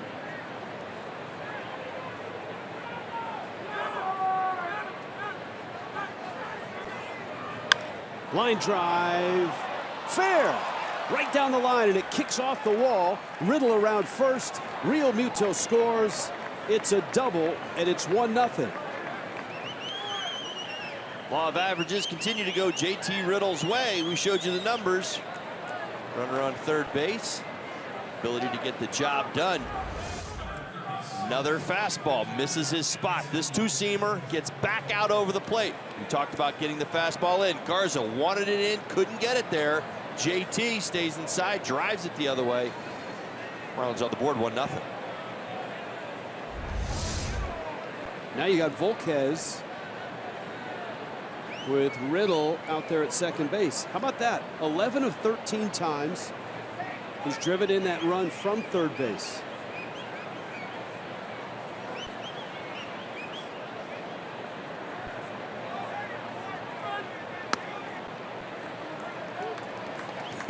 Volquez looked disinterested at that pitch. I think he was Volquez doesn't do breaking balls. You ever watch this swing this year? He's sitting on the heat. He wants to let it go, and he's going to go after the heat. He does not like breaking balls. He sees one, he's just going to let go. He throws 3 right here. I bet he doesn't take a swing.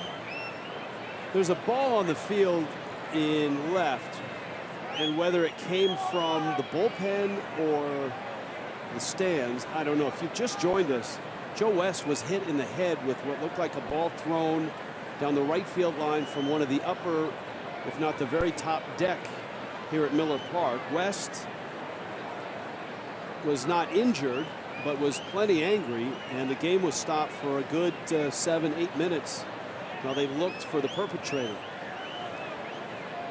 To our knowledge, they didn't find anybody. The last we saw, the security and police were still combing through the crowd asking for witnesses.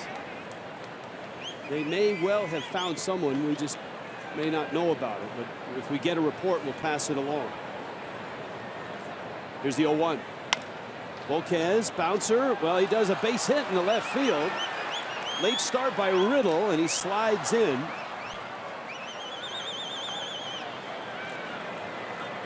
JT, Volquez taking his bows over there at first base. JT, I think, was fooled a little bit on that ball off the bat. Watch his reaction. He should. He thought Travis Shaw was going to id across and field it. That's the read for JT. So he tries to make up for it by, the late break, getting into third base. It's simple as that.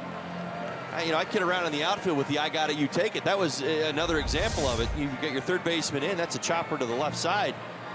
Shortstop's looking at the third baseman. Third baseman's looking at the shortstop going, what do we got? JT has to read it. Gets a late break. Safely gets over to third base. And Volquez, with his bow of acceptance there at first base, kind of illustrating what Mark Sweeney was talking about. Sweeney, a Padre broadcaster, had him down there in San Diego. And he was beloved down there. He's beloved in this clubhouse. Now Gordon, and a chance for more. Still one out. Volquez at first, Riddle at third. Middle infield looks for two. There's the bunt. Here comes Riddle. The flip by Garza is wild. Run scores. Volquez is racing for third. And Gordon, on a first and third bunt, forces Garza to defend his position. That's not a strong suit for him. And the Marlins get a run. D. Gordon, 2 weak groundouts leading into this moment, says, all right, breaking ball, I'll just bunt. It's way to go. Matt Garza, athletic play, tries to get to the ball, does the flip way offline. Watch how badly this misses across. Vogt, no shot at even keeping that ball on the infield. Edson Volquez using his great base running skills and instincts to get all the way over to third base. D. Gordon saying, hurry up. And the infield has to cautiously come in with Stanton at the plate. And he takes a strike.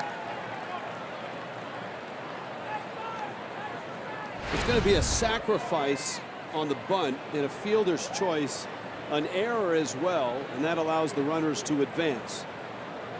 So Gordon gets an RBI in what is called a sacrifice bunt.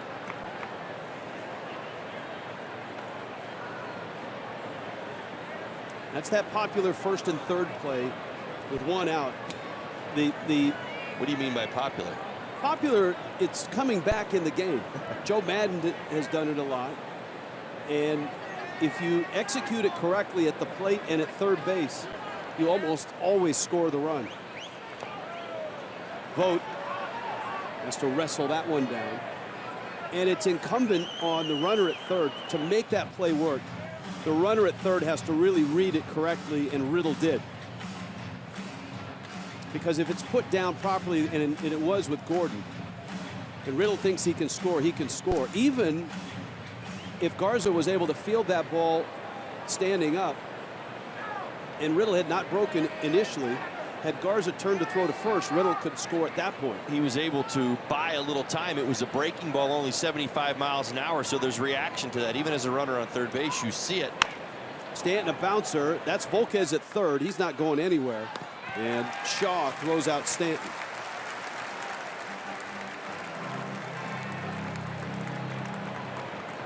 Let's go back to that bunt play at first and third.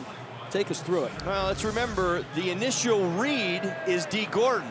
He knows a breaking ball's coming, sees it, watches D square at the last moment, gets the good bunt down, and then it's just boom, off to the races. Get home as fast as you can.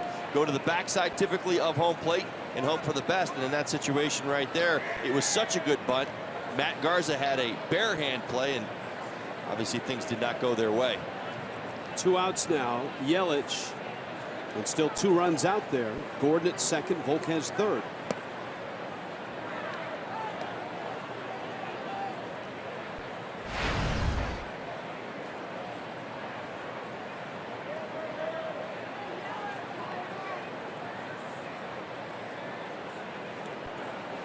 Remember, the Brewers had that aggressive shift on, and Yelich shot one through the left side.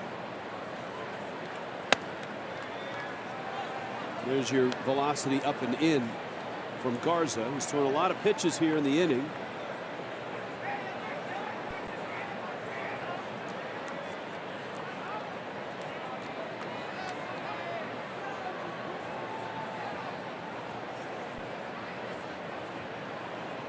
Garza, I'm sure, frustrated with himself.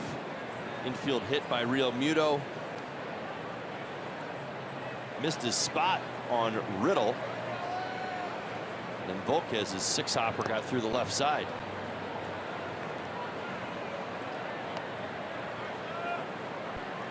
Well, he's 3-0 on Yelich. I don't know that he prefers to pitch to Ozuna here. I'm going to put this on him if he doesn't get himself out of this situation. This is you don't want to mess with this guy right here. He's been that good all season long, and he does have a base hit against you already tonight.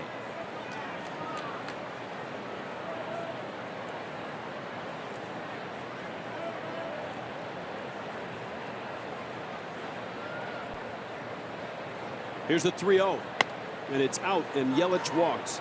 Bags are loaded. Here comes Ozuna. Marcel has flied out to the wall in right and lined a single to left.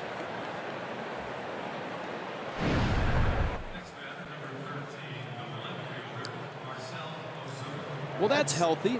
Yeah, that's why you want to go after Christian Yelich right there. That's not a knock on Christian Yelich. That's just a feather in the cap of Marcell Ozuna. 370.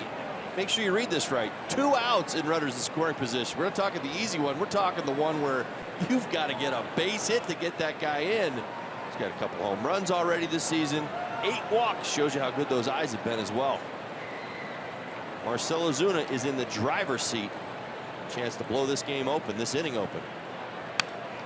And he got a fastball and just missed it. Brewers bullpen scrambling right now. Carlos Torres, the right-hander, is up.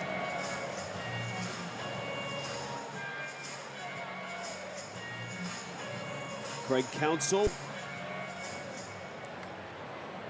former World Series hero for the Marlins and World Series and postseason hero for the Diamondbacks.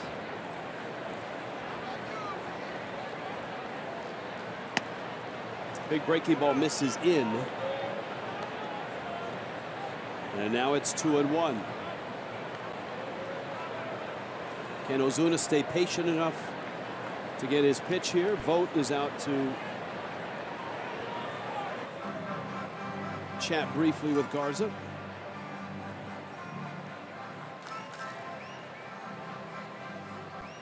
Yes, to answer your question, Marcell Ozuna has, I believe, made the adjustment even early on in this game. You saw what Garza was doing early on. I mentioned it first time through the lineup, how effective he was down in the zone. Ozuna says, I'm going to set my eyes a little higher, even on that big breaking ball. In order for that breaking ball to be in a good spot for Marcell to hit it, it's got to start more towards his letters.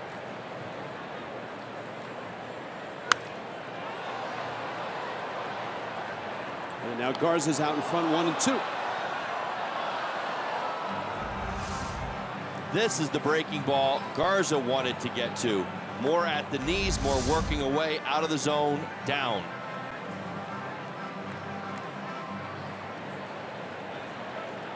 So if he wants to waste a breaking ball, the problem he's got is he'll need Vogt to try to wrestle it to the ground. Remember, the bags are loaded here, even though it is Volquez at third base. Gordon's at second, Yelich first. So good speed behind Volquez.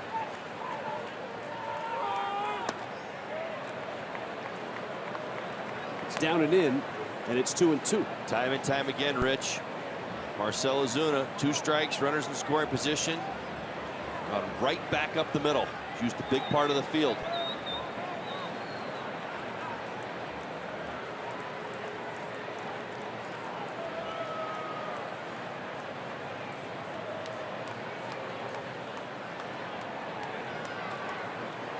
Another baseball. That actually looks like a golf ball that was on the field. What's going on here tonight? I have never seen anything like it, and I don't believe it's a giveaway night. I don't think they've given them baseballs away. I know they haven't given golf balls out. All right, counts 2 balls, 2 strikes.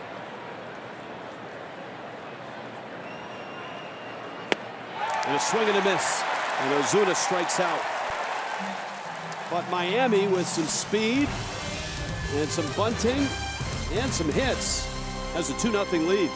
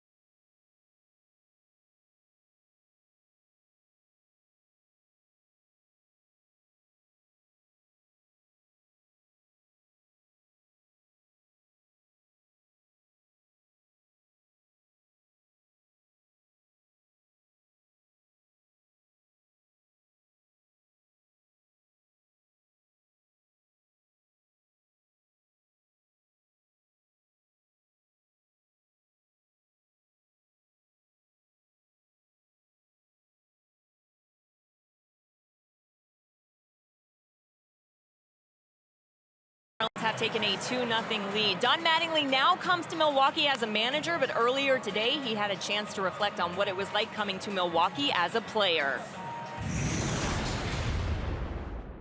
They got me out pretty good in Milwaukee, to be honest with you. I'm glad they got a new stadium. I'll say that. I always like coming to Milwaukee. My family always came. My folks loved it here. I think they loved being able to sit out in the parking lot and you know, easy parking and all that kind of stuff. And the fans have always been really energetic here. Mattingly said they got him out pretty good in Milwaukee. Guys, I looked up the numbers versus the Brewers, a .286 average, 10 home runs and 75 RBIs for Donnie Baseball. That doesn't sound that bad. Well, you got to put it in perspective.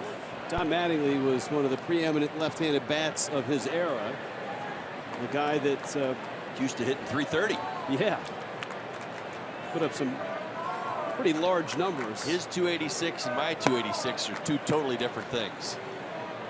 Won a batting title in 1984, MVP in 85.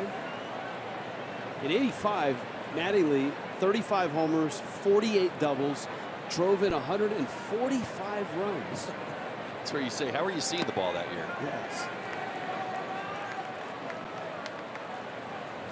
Like a beach ball.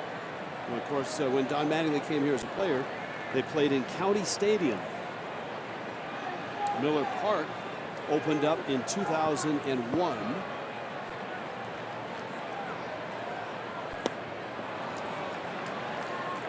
And the legacy of this ballpark,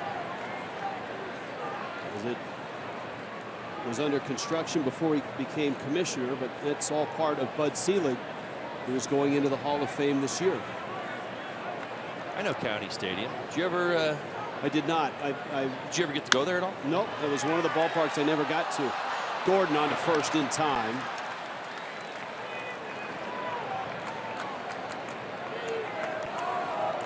And an out here in the bottom of the 5th. The next free T-shirt Friday is on July 14th. Oh yeah, this is the Grand Slam Donut T-shirt night. First 7,000 fans will get a Justin Bohr Grand Slam Donut T-shirt. Do we have a picture of it?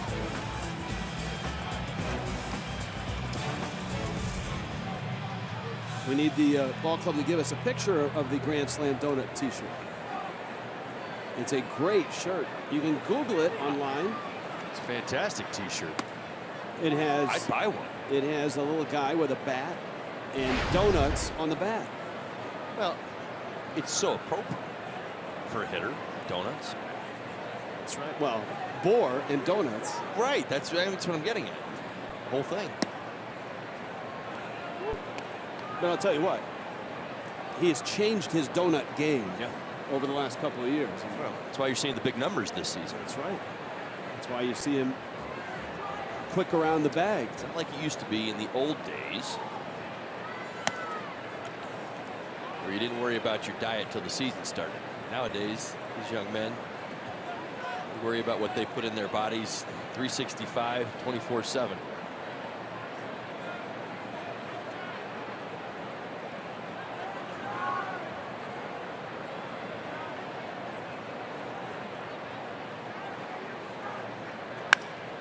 Stephen Vogt, right center field and deep. Yelich back. And it's gone.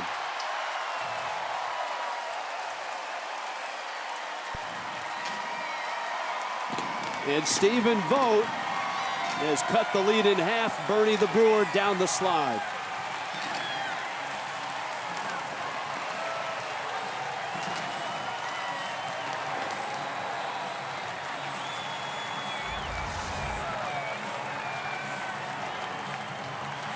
Interesting sometimes how this happens as a hitter. First at bat, Edinson Volquez got him out on the inside part of the plate, up near the hands on a fly ball to center field. Missed his spot back to the inside part of the plate. Vogt remembers this, doesn't miss it the second time.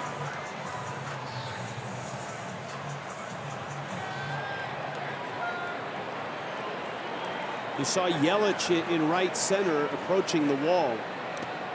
Miller Park has some of the largest warning tracks in all of baseball. And as an outfielder, Todd, you can speak to this. It is a difficult park to judge warning track to wall because there's so many uneven and different distances around the outfield. You have to take a great deal of time and go out. And most outfielders aren't inclined to do this because of the changes, as you just mentioned, to the different spots on the warning track. Time out your steps at full speed so that you know. Most ballparks, you go to probably 2 different spots and you just say, I got 2.5 steps here and I've got 3.5 steps here before I hit the wall. At this ballpark, I've done this before. I've counted 7 different spots where the track either gets wider or shorter and your steps are entirely different. I mean, look at that corner. And the warning track doesn't change. You leave grass and hit track. You're not sure if you're headed to the deep corner or the one that juts out. Riddle whips it across in time. Keon Broxton is out number 2.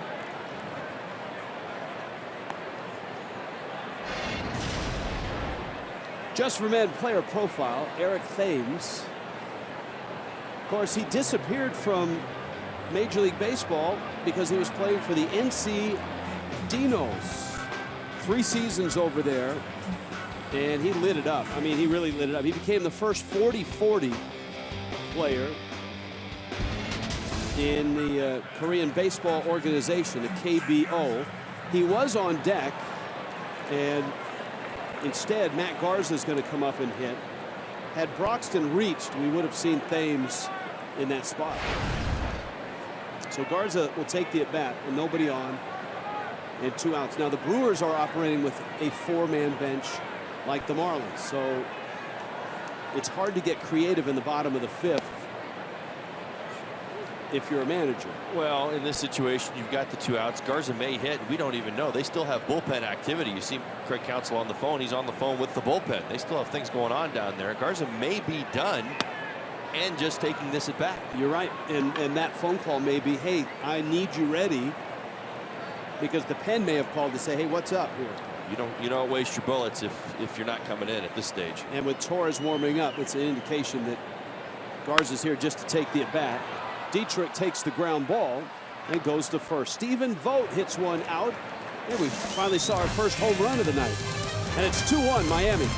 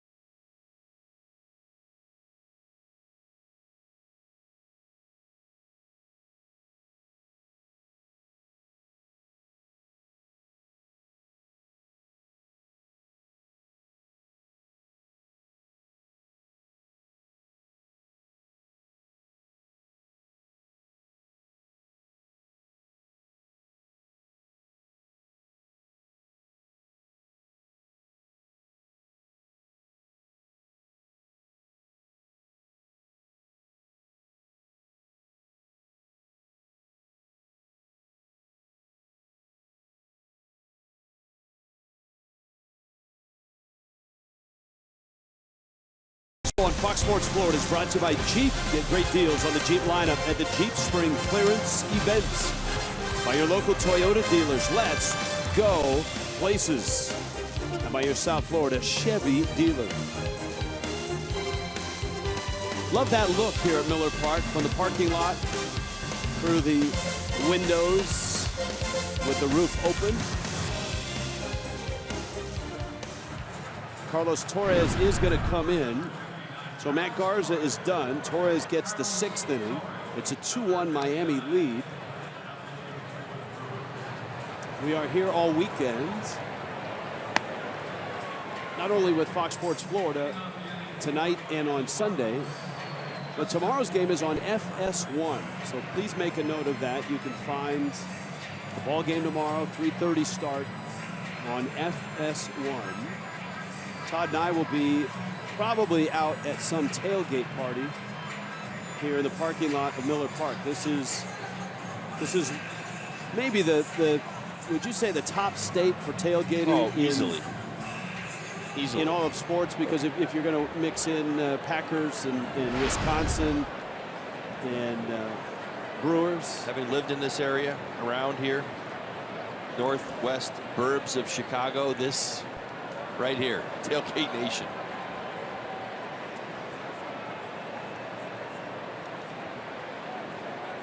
Torres DeBoer, and Justin gets a breaking ball, hits it high, fairly deep. Broxton makes the catch. Sunday's our next telecast. South Florida Honda dealers, get you ready for Marlins Live. Craig Minervini, Jeff Nelson, Dan Straley going for Miami. And that's a 1:30 start before the Marlins head to St. Louis. Junior Guerra will be pitching for the Milwaukee Brewers. And by the way, if you've joined us late, you've missed a lot. And one note you may have missed is that Tom Kohler will indeed make the start tomorrow on FS1 with righty Zach Davies. For the Brewers, here is Real Muto. Real Muto beat out an infield hit in the 5th, swiped second base, scored on the Riddle double. Against Torres, he's going to be looking cutters. There's his cut fastball. That's it. 93 miles an hour. Outside part of the plate, does have a slow breaking ball. And he can straighten it out occasionally, but 75% of the time he's going to throw that cut fastball you just saw.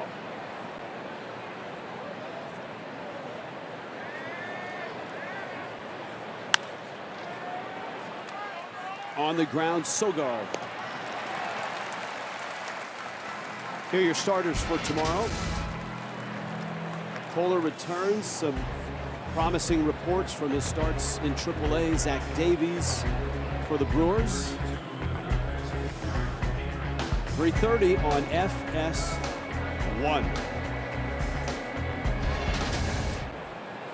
Derek Dietrich now.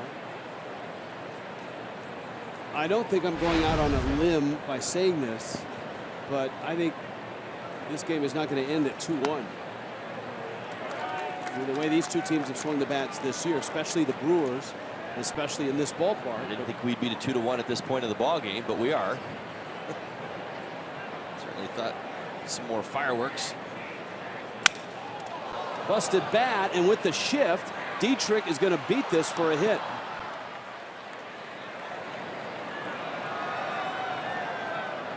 Sogard was way over behind second, and he did his best to get there. Cut fastball gets in on the hands of Dietrich. Ground ball to short, but nobody's home. Base hit, put down a winner.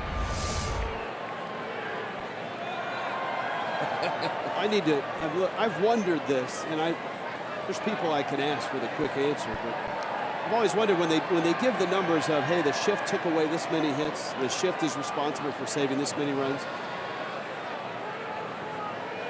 In the equation, do they back out the number of balls that end up being hits? Oh, they do.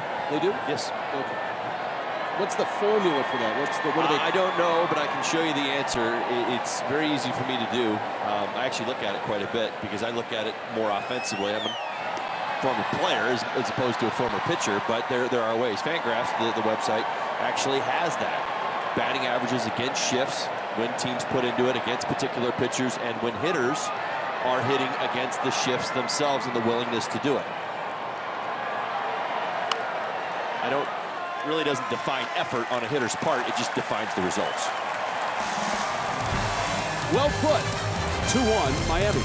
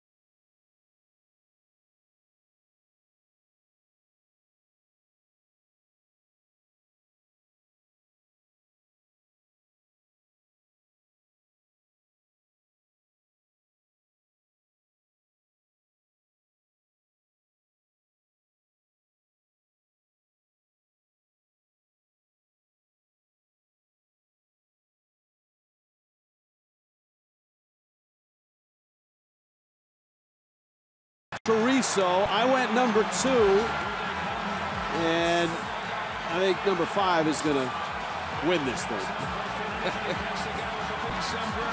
That's Chorizo, I don't know, but Polish is making an effort. I had Polish, number 2. I caught Chorizo stretching before the race, and I said, that's my guy right there. The Racing Sausages have been doing it here in Milwaukee. It started on the scoreboard in 1990, and then the first real race with actual sausages was 1993. So that's a 25-year tradition here in Milwaukee. You have bratwurst, Polish, Italian, the hot dog, and chorizo.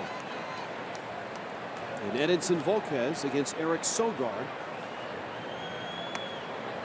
And a breaking ball misses down low. Well, after a somewhat suspect, we'll say, start to the game.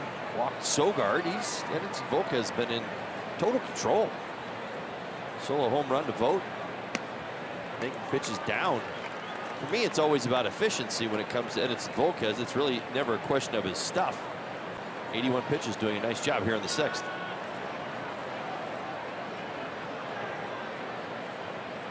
A couple of walks, including the first hitter he faced, Sogard. What's gotten into Eric Sogard? I mean, he's played 40 games. He had knee surgery last year, didn't play a game in the major leagues.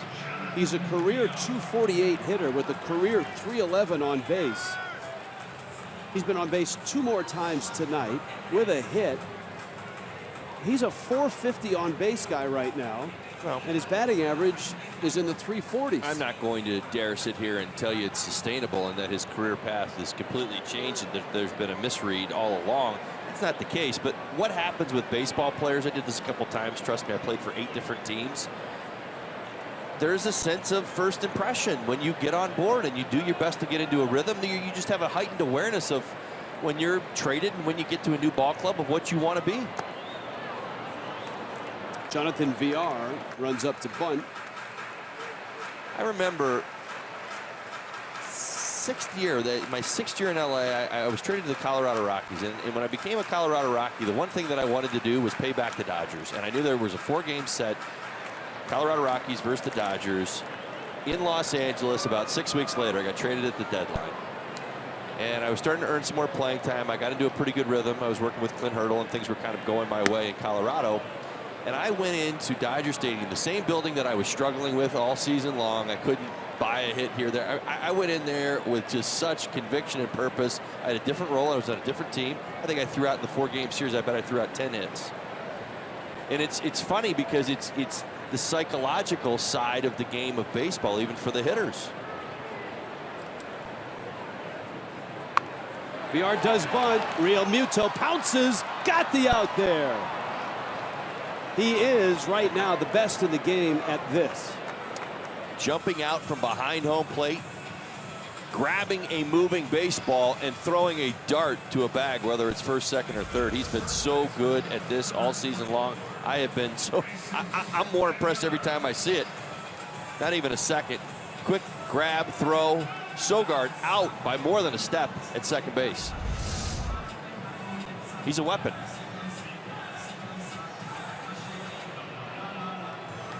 So VR now resides at first. And here's Jesus Aguilar. Would you agree? It's to the point he's so good behind home plate that the team meetings are, if you're going to bunt, you need to get the ball off the dirt and away from JT Realmuto or you're done. You agree with that? I would agree. Yeah. I would agree. I think, the work that Brian Schneider has done with him, and I would give credit to Jeff Mathis last year and A.J. Ellis this year. 2 veteran catchers, both known as really good defenders. And Ellis has said that Realmuto's just a sponge. Anything and everything that he can soak up, he does.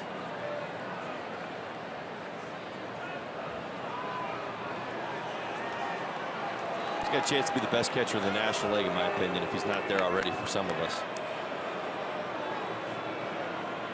VR can run. He's got 14 stolen bases. It's a 1-run game.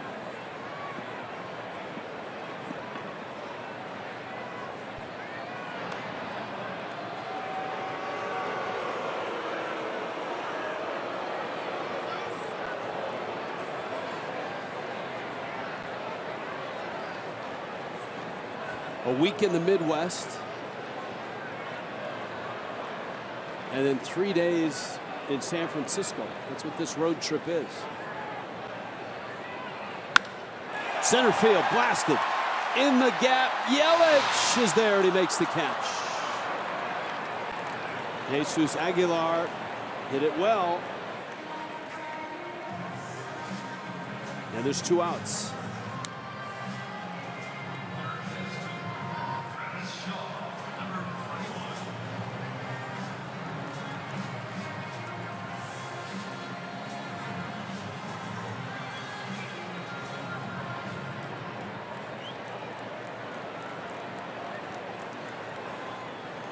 Travis Shaw now.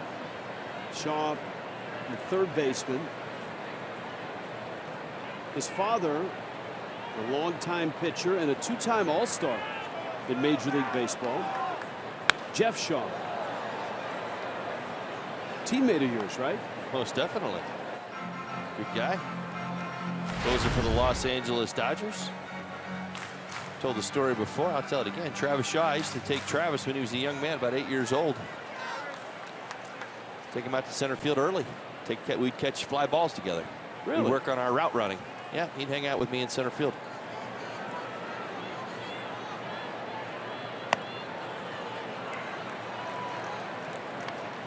His dad always loved to get his conditioning in the outfield and shagging. Closers, relievers, a lot of times come up with their own running programs. They don't just necessarily go out every day and run foul pole to get their conditioning in.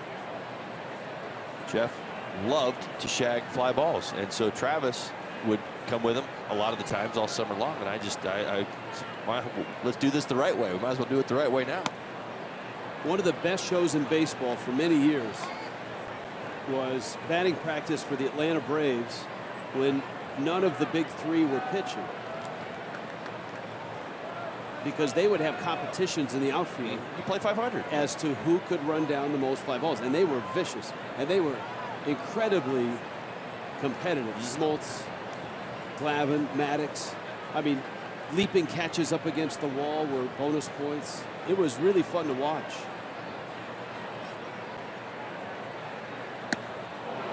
Because you know they've been out on the golf course all day doing the same thing. That's true. All three of them. I bet you're right about that. I do know you're right about that. Nice breaking ball by Edinson Volquez. Talked an awful lot about his changeup over the last 5 or 6 starts, but he's reintroduced that breaking ball a time or two. Tonight's ball game, it's been very, very effective as a secondary weapon.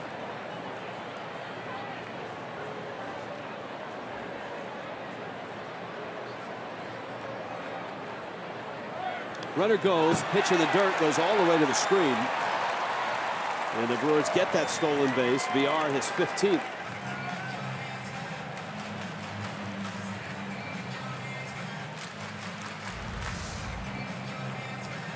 Changeup down in the zone. JT goes to the backhand to give himself an opportunity, but as soon as he is unable to secure the baseball, no shot at second base. It's merely a stolen base. No throw.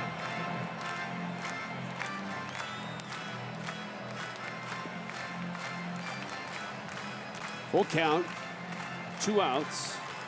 You got a right-handed bat, Domingo Santana, on deck.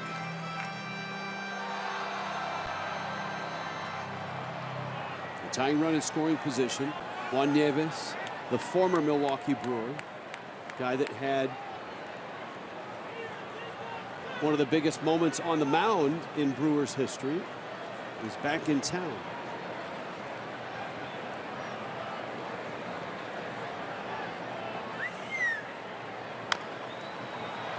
Justin Bour lines it up, grabs it, and steps on the bag. And Edinson Volquez is through 6.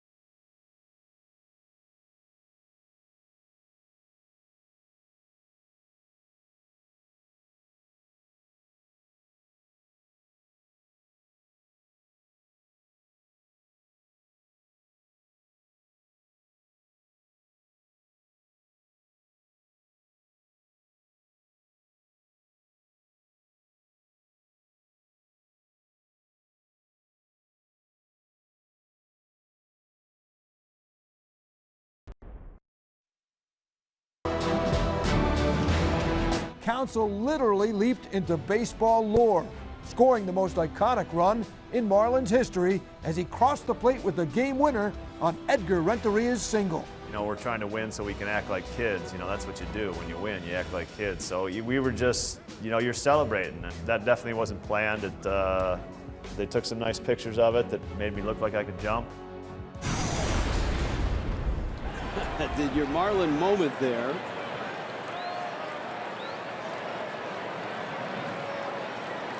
Two-one. There's Craig Counsell. Ichiro is in the box. Counsell adjusting his scorecard. Edinson Volquez night comes to a close. Ichiro, D. Gordon, and Giancarlo Stanton. With a breaking ball, Ichiro takes out. Ichiro, a start last night, was 0 for 4. He is 2 hits shy of Rod Carew for 24th all time. 3,051 hits, and Vogt catches that foul tip. Give me the ball and let me take it out there. I love his pitcher, Torres, jogging with him, trying to keep up with the catcher.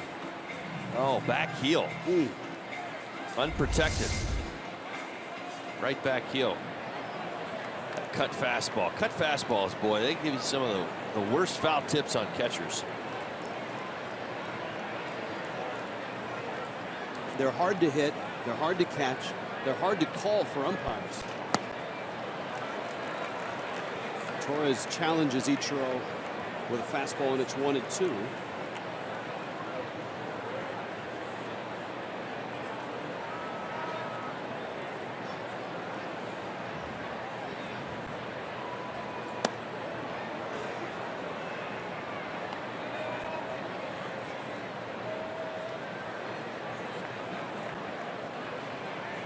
Two balls, 2 strikes.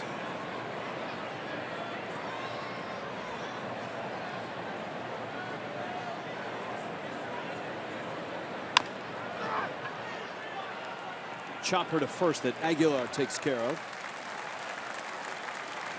The Barracuda Tap House is a happening place in Coconut Grove.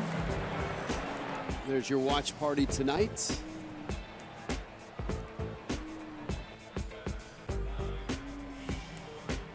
Nicely done. Does that guy in the front have a tambourine on his head? That's what that looked like? Not sure, but it's a wild, crazy party there. It is. Anything that has Billy the Marlin involved generally gets out of hand by the 7th inning. And this is the 7th inning. Yeah, I think that's a tambourine. Got his Marlins jersey on. Good for him. I like how the music creeps back in when the photo comes back up. Gordon, who was in the middle of that first and third bunt with JT Riddle scoring a dramatic run, tries to bunt again, and it's 1 ball and 1 strike. If you're just happening by this ball game, Miami has a 2-1 lead. Milwaukee's run is a Stephen Vogt homer. The Gordon bunt and JT Riddle's double knocked in both Miami runs. Ground ball third. Shaw. And 2 outs. Geico MLB moments. Not the hammer that used to play here in Milwaukee, but the hammer that played in Miami. Josh Willingham, 2 home runs, 10th inning walk-off. And the Marlins beat the Nationals 6-5. The Alabama Hammer. Josh Willingham. He had some tape measure power. He was a sturdy, and still is. I remember a few of his long ones. My goodness. Sturdy lad. Stanton has struck out and then pulled ground balls to the left side to short in the third, to third in the 5th. Fouls that back. This was a good pitching night for both starters, really. Edinson Volquez gave up just the 1 run. Matt Garza gave up the 2 runs in that 5th inning, and that's it.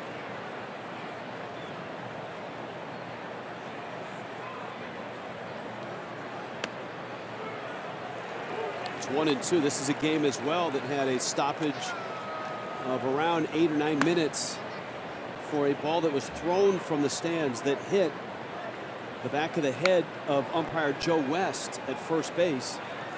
And from what we saw on video, it came from a steep descent, indicating it came from one of the upper decks down the right field line. Play was stopped.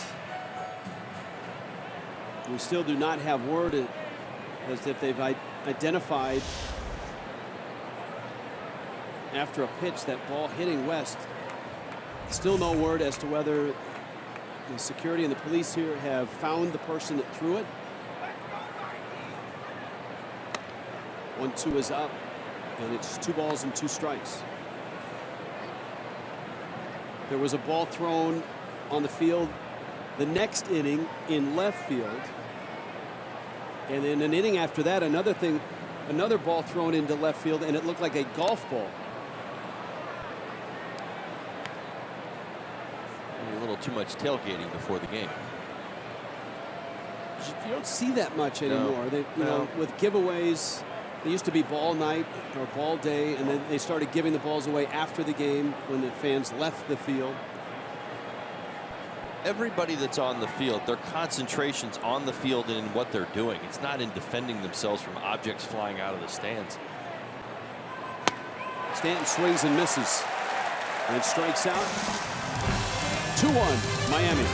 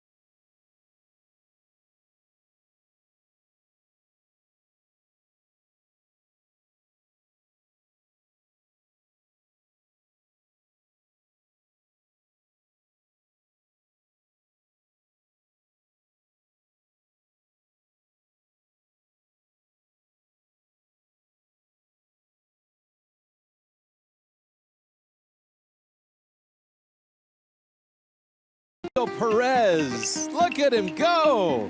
First ever MLB All-Star Zumba event on Sunday. Jessica Blaylock, Craig Minervini. And there he is, the star, Todd Hollandsworth. Bayfront Park, Sunday, July 9th. Register now. He did not know that was coming. AllStarGame.com. Zumba. We've been talking Zumba for 2 weeks now. The world's most dangerous tape room, when they get an idea like that. Well, you've been egging him on for weeks with this Zumba read here and me being involved. Yeah. I guess now technically I am involved. Yes, you are. You're invested. Yes. That's pretty good. Can we see that again, actually? Because I was reading. Here we go. Thank you. Because I have to read the copy. Right. I didn't get the full effect of Todd Hollandsworth in his full Zumba glory. Look at the guns on you. Yeah, you know me in half shirts. Your work at the gym has been paying off. Yes, it has.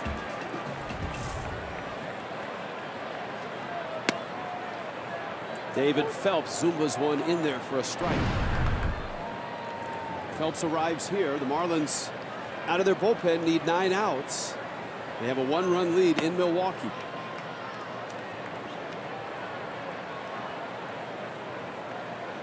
It's a good trip for David. He has to go back home into St. Louis for a 4-game series and home in St. Louis for the 4th of July.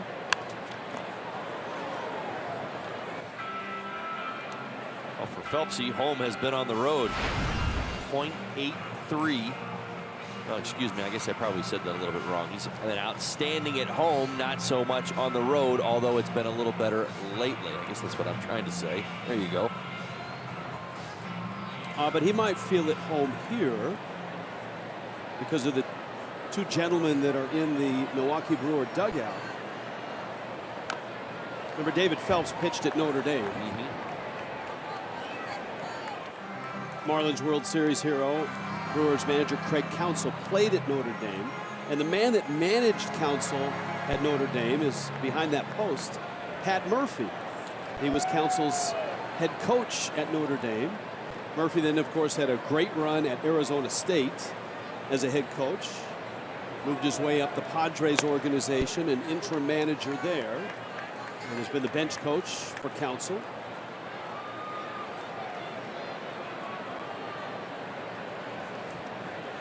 Had Phelpsy's stats reversed.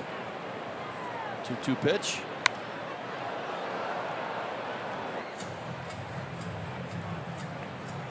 Count stays 2-2. Remember, the Brewers, as we've mentioned, have a short bench like the Marlins. Just 4 men on the bench, an extra reliever. Ryan Braun and Eric Thames are the 2 most dangerous weapons at Craig Counsell's disposal. Counsell still looks like he's like 28. He's actually 46.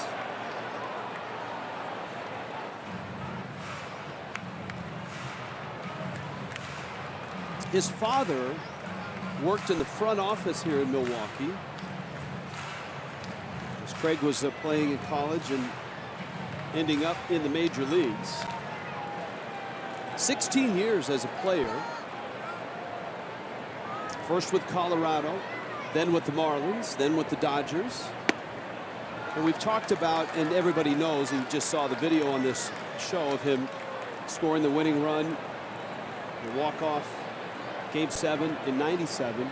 But he was a World Series hero and a postseason hero for the Diamondbacks in 2001. In fact, he was the NLCS MVP that year and had a big at bat in that walk-off Game 7 with Arizona beating the Yankees. How many guys have a key role in 2 Game 7 walk-off wins in the World Series for 2 different teams? I think he's got to be the only guy. Very few. Short list. Taking full advantage of the moment, but it also describes Craig Counsell, former teammate of mine. Focused, determined. Many people have told him throughout his career wasn't going to be a good enough hitter, it wouldn't be a good enough this or good enough that. All he did throughout his entire career was continue to prove everybody wrong, including the postseason. Now Hernan Perez, after the leadoff walk, here in the bottom of the 7th.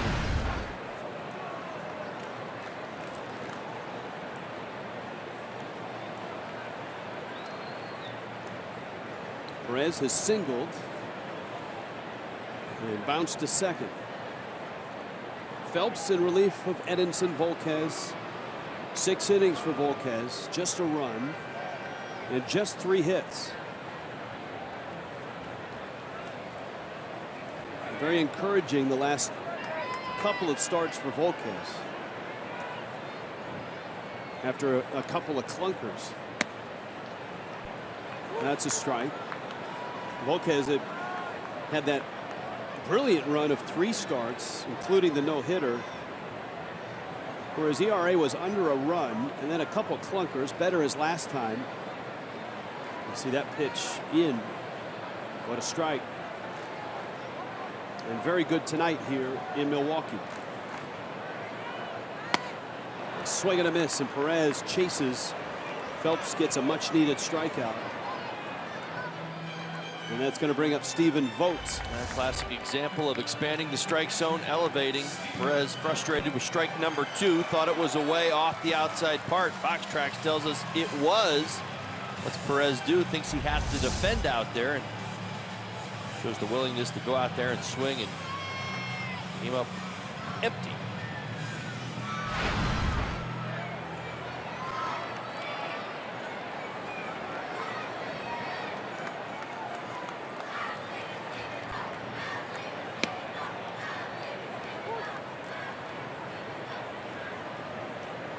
Vogt, who is one of the funnier guys around, he was a favorite and appeared on Intentional Talk on MLB Network.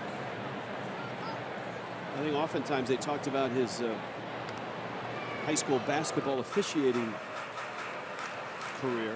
That's something that a few people know about our Jeff Nelson. Nelly was a high school basketball official up in the Seattle area. Now, you did not play high school basketball when you were up in the Seattle area, did you? That's not true. Oh, really? Oh, yeah, it's just there's no reason for me to talk about it. Now, I've heard about the football career and the baseball career.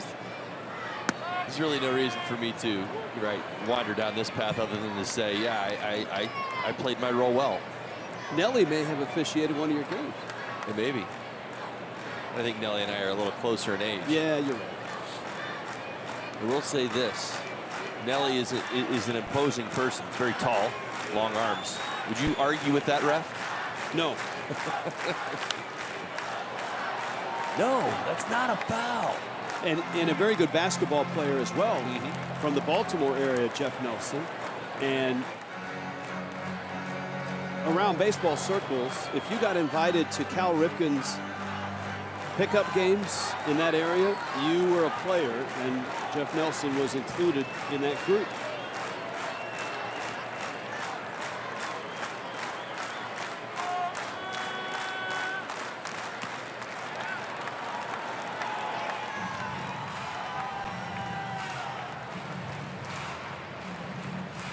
One and two. There they are. Craig Minervini, Jeff Nelson.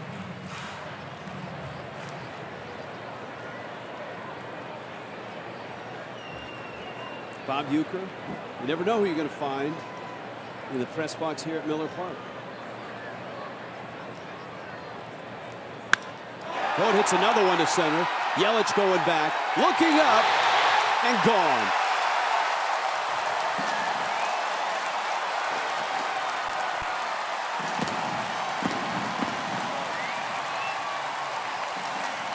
Gone is the baseball, and gone is Miami's lead.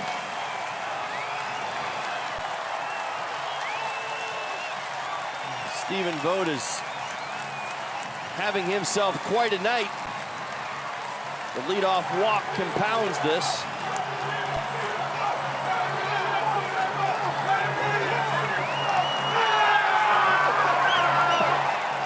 Well, his proudest moment as a Brewer.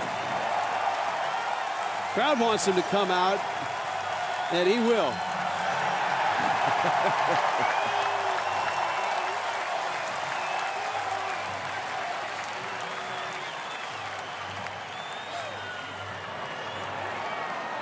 And just like that, it's 3-2. Here is Keon Broxton.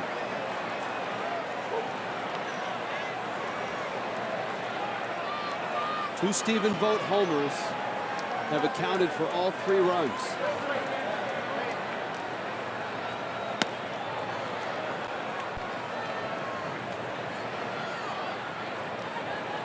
And it's 0-2.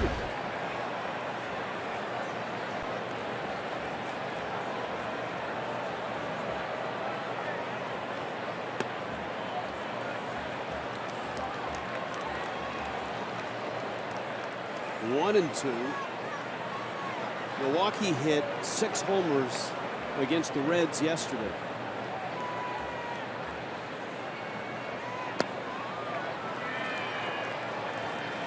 Two from a guy that was designated for assignment last week. Tonight. Fastball away. Big part of the field twice tonight. It's to right center field. It's straight away center field.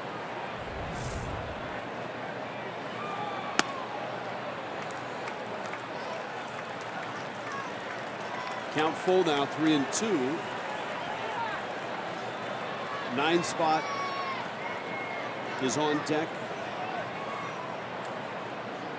Orlando Arcia has a bat.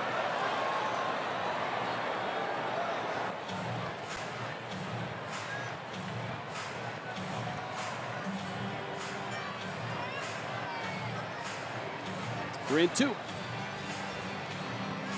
Now Milwaukee's bullpen. Jacob Barnes getting ready to try to protect their own 1-run lead. Breaking ball by Phelps. Second strikeout. The leadoff walk to Domingo Santana. And a 2-run homer by Stephen Vogt. The breaking ball by Phelps. Broxton frustrated way out in front.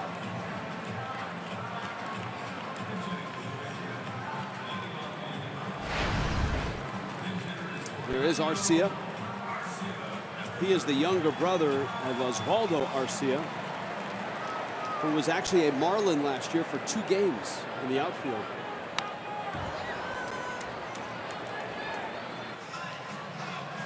That one fouled back. Finals are coming in from games in the Eastern Time zone. Mets beat the Phillies 2-1. Jacob deGrom gets the win in that.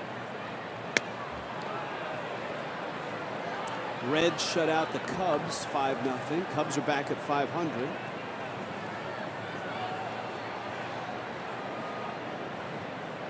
I believe that was former Cubs Scott Feldman.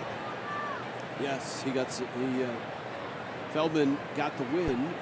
No hitter going for a while there. Mike Montgomery the loss. Cubs ended up with 3 hits in the ball game. Cardinals are beating the Nationals 8-1 in St. Louis. Riddle, that one crawled up his arm. That's a base hit.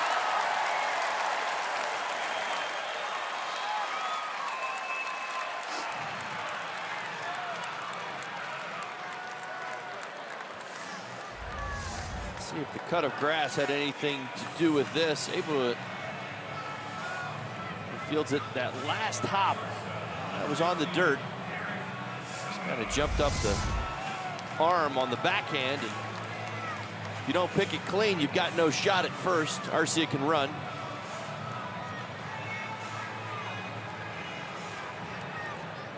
Here is Sogard. He's 1 for 2 with a walk. Let's see if Arcia has his designs on second base.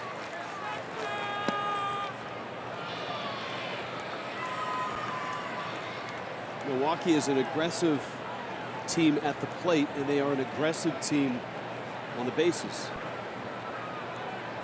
Nieves on his way out to talk to Phelps.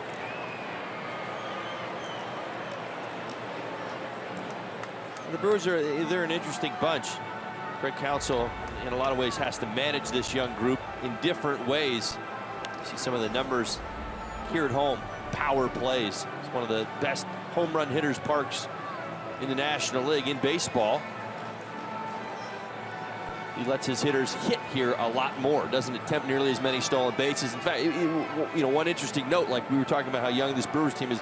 On the road, they're second in baseball in sacrifice bunts. At home, they're 20th. And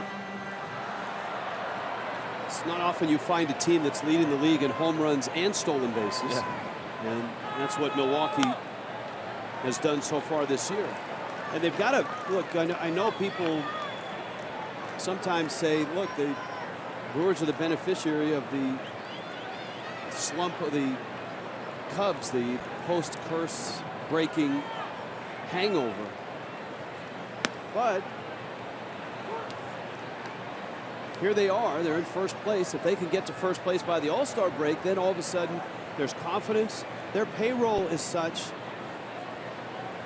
I know there's no such thing as cap space in Major League Baseball, but if there were, they'd have it.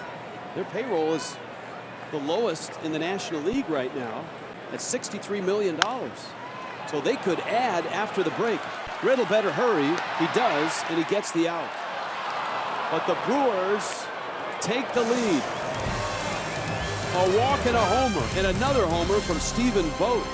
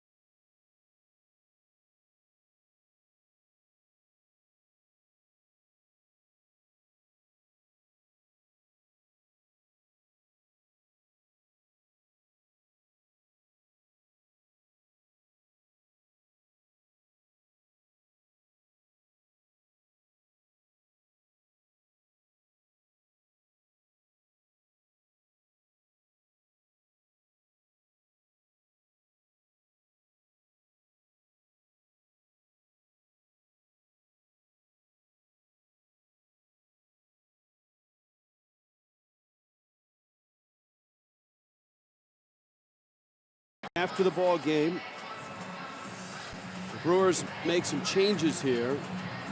Orlando Arcia is going to stay in the ball game as short. And into the back of the bullpen now for Milwaukee. And Jacob Barnes is in to face Christian Yelich, Marcell Ozuna, and Justin Bour. Miami down a run here in a low scoring affair. Low scaring affair as well. The Marlins could turn this around against Barnes. I'd say this would be the #1 reason. It's been a while since he's pitched. June 22nd, last time he has been able to get out on the mound. Got a good arm, fastball and cutter, 96 to 98 miles an hour. Opponent's only hitting .233 against him.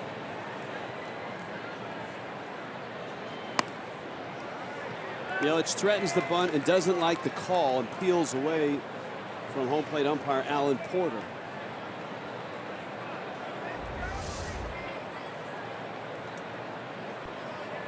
It had the plate, and it's right at the letters, right at the very top of the zone.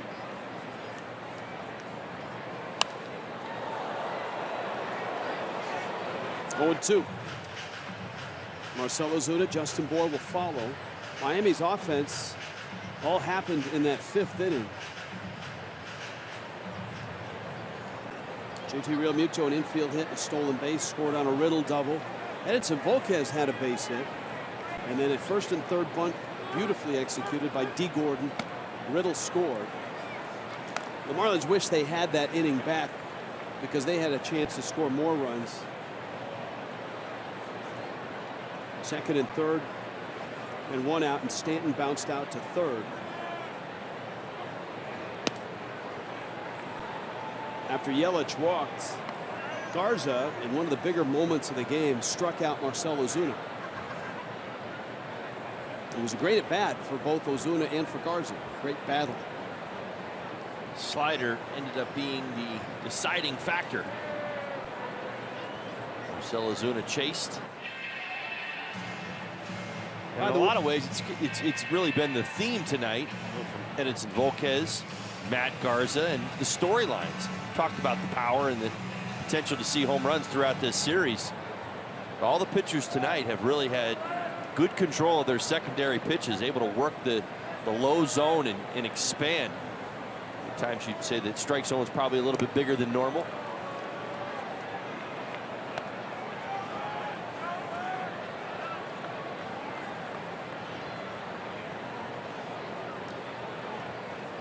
Cal Bearclaw in Miami's pen.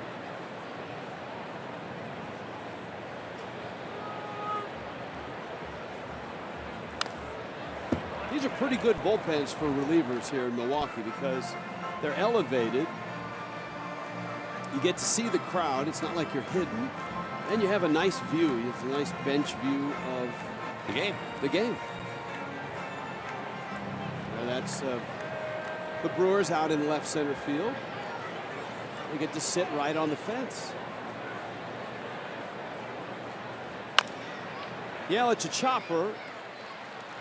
And an underhand play by VR. It's the first out of the 8th inning. All-Star game coming to Miami. You all know that. It's July 11th. You all know that. It's on Fox. You should know that too. July 11th on Fox Sports. The hope is that guy is in the starting lineup for the 2nd year in a row. He's got a very good chance of that. Many times you see a game like tonight where teams are playing each other for the first time in a season. The Marlins and Brewers, it's kind of like the initial rounds of a boxing match. Go round and round a little bit, kind of get a feel of how the other team plays its game. What are they all about? Sometimes you'll see some unpredictable, low-scoring game. I mean, I think we would all assume that there's going to be some home runs in this series, and I think you're going to get those home runs. For now, it's still the early rounds.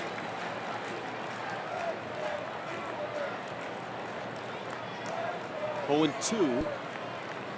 Ozuna 1 for 3 tonight.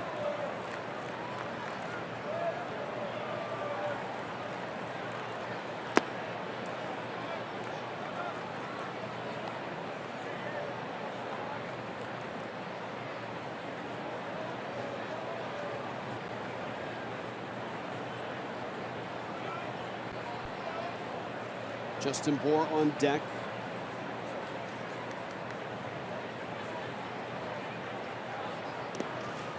The roof is open.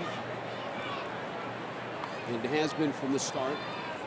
This is not a building that cools down, though. I mean, the roof will close on a really hot day with the thunderstorm, and this place really bakes. They can heat this building. You can raise the temperature here about 30 degrees to the outside temperature, but you cannot cool it down. There's no air conditioning here. Just open the windows. Swing and a miss. That's all I got for you. Just open the windows. We've been here with the windows open and the roof closed, and it's not helping. No. I was used to escaping back to the clubhouse at times for a blast of cold air. Windows open tonight. So far, Barnes on his game. That is Bernie Brewer's slide in the shot.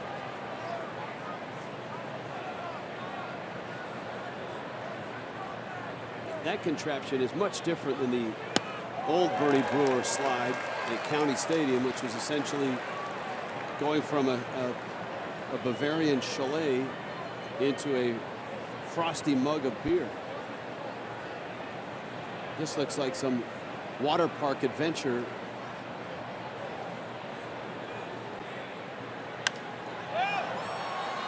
One that I think Jessica Blaylock is interested in experiencing. Well, I don't know if you know this, but Wisconsin is the land of water parks. Really? Indoor water parks. Jessica, you... So I'm going on the big slide on Sunday. If you remember last season, I went on the little slide, but then I was ostracized by the 4- and 5-year-old community here in Milwaukee. I didn't want to make that mistake again, so I talked to some people.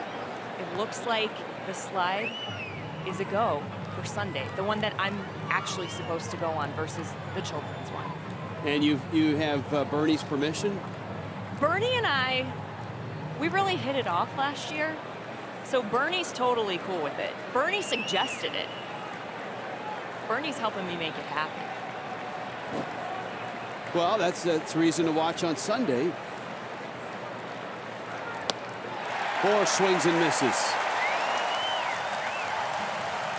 Well, that was quick. Marlins go 1-2-3 in the 8th.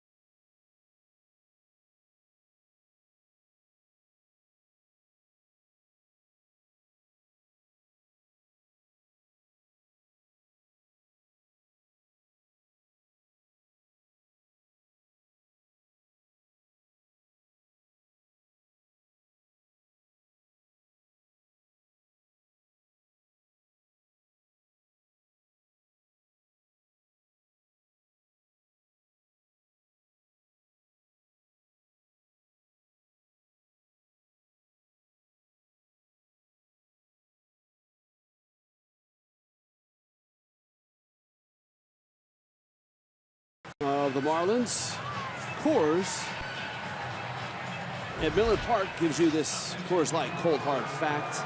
Home road splits. Ah, look at this. Batting average, the same. Runs per game, pretty darn close. Home runs per game, pretty darn close. Not much of a difference. You don't find that in Coors Field. Just to tie it all together. But you do find it at Miller Park.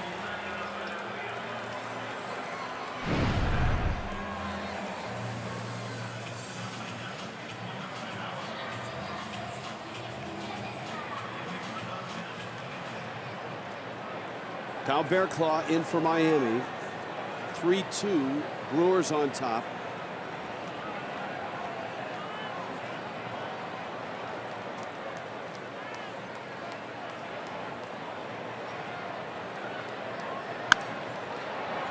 Gordon, nifty slide, robs Villar of a hit. Well done. Nice play by D. Gordon.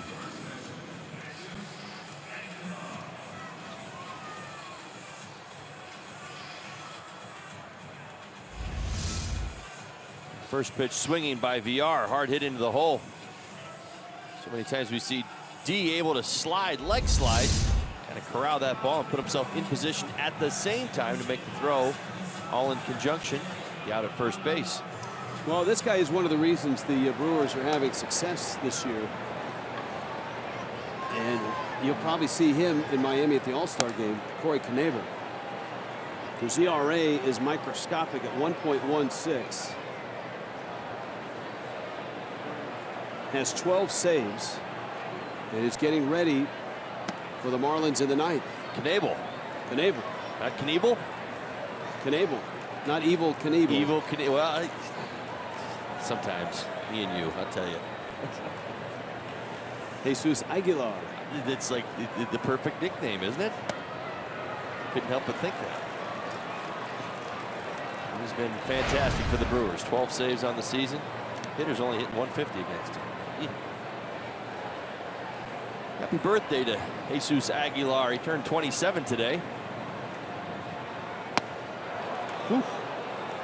That's a big swing. I think he was trying to give himself a gift right there.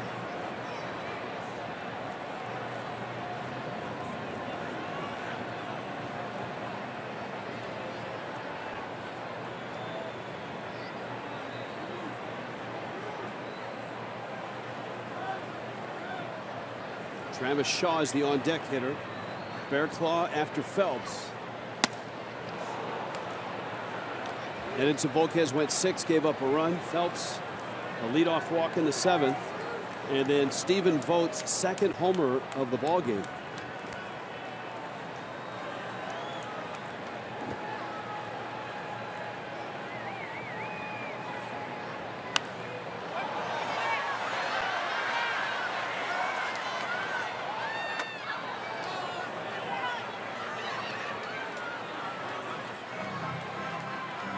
Three balls, 2 strikes.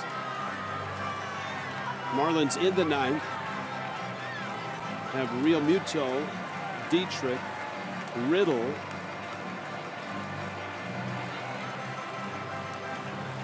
and then the pitcher spot.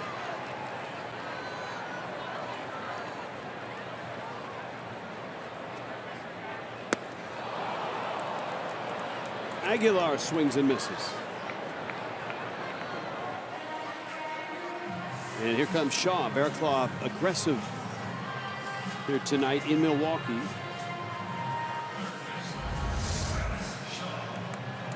Nice slider. Triggers that hitting mechanism. As a hitter, you're looking out over the plate. Starts out above the knees, ends up just above the shoe tops.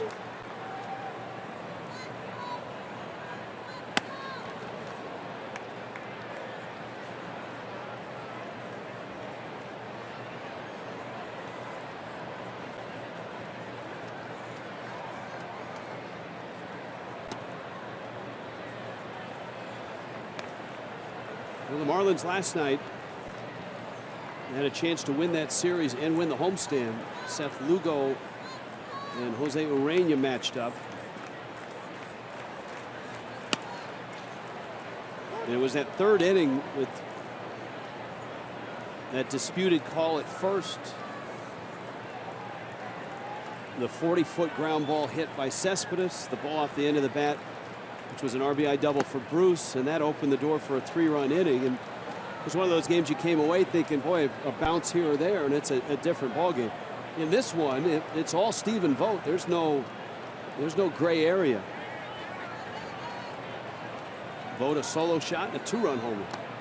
Check swing. I think he went. He did. The Marlins built that type of inning themselves against Garza.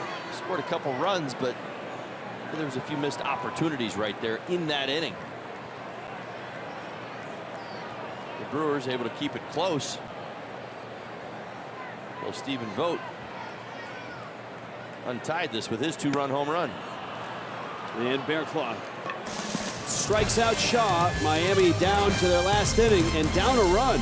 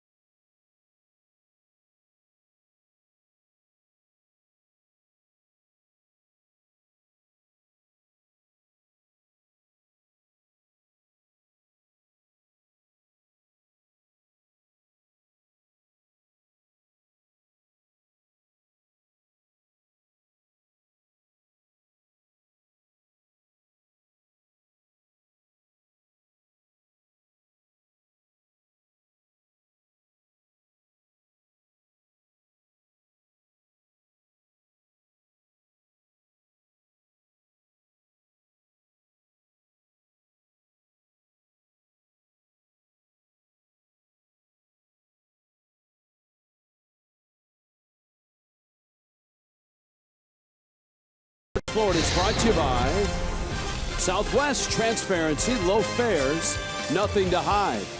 By Jeep, get great deals on the Jeep lineup at the Jeep Spring Clearance event.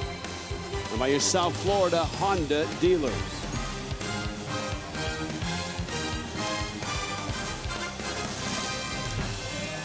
3-2 Brewers, 9th inning arrives. Back in the second, our Bonefish catch of the game. That sliding catch in left by Hernan Perez. It was a very nice catch earlier in the ballgame. Sliding catch, knows his ballpark, goes to the legs right there so he doesn't run into the wall. This hard-throwing right-hander of the University of Texas has really had a great start. Look at the ERA, 1.16. Batting average against everybody, 150. But here's the other thing that stands out. 66 strikeouts in 38 2/3 innings. He's had at least one strikeout in all 39 appearances this season. And that has tied a major league record for most strikeouts in an appearance with Bruce Sutter, 39. And he stumbles off the mound and comes up and in and misses. 39 appearances with at least one strikeout is tied for the major league record. So if he gets a strikeout here tonight, he sets a major league record and holds it by himself. Right now he shares it with Bruce Sutter.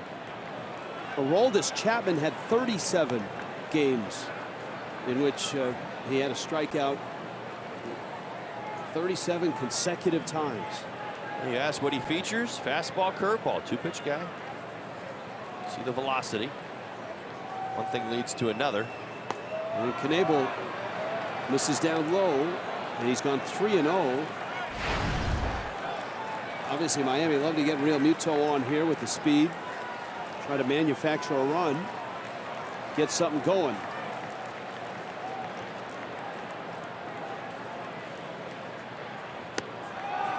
And he walks him on 4 pitches here in the ninth.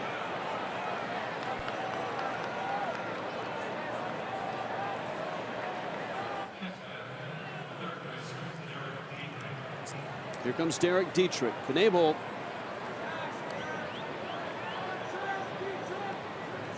originally drafted by Detroit. Texas traded to get him. Then Milwaukee traded to get him from Texas. Marlins Live coming up. Jeff Nelson, Craig Minervini, Jessica Blaylock will be in the clubhouse. We'll have Don Mattingly's post-game press conference. Here's Dietrich. Real Muto at first. Knebel.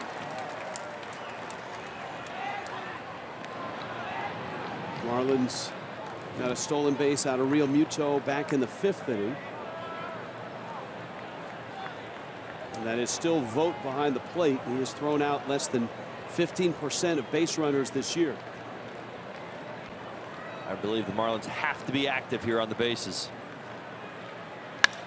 Dietrich blasts that one in the gap, and it is in the gap. Goes to the wall. Great read by Real Muto, who's streaking around third. Coming to the plate. Throw. He's out.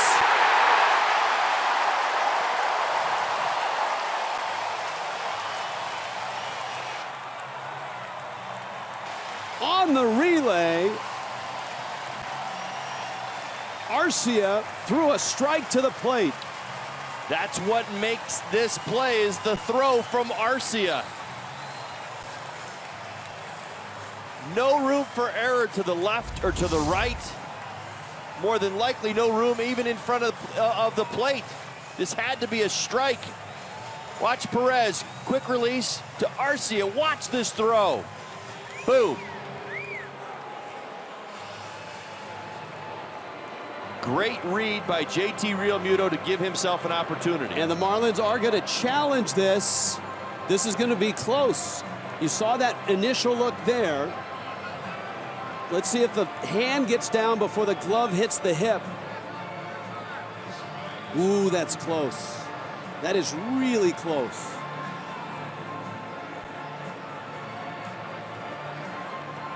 Advance it just a little bit. Oh, you can't see. You lose the hand in that spot. Whichever camera angle we keep going to, and it's just the way that it is, you're stuck, blocked out on the other side of it. You want to see his hand and you want to see the glove. Tough to tell. I'm not sure there's enough to overturn it. That looks like he's tagged before the hand gets the plate.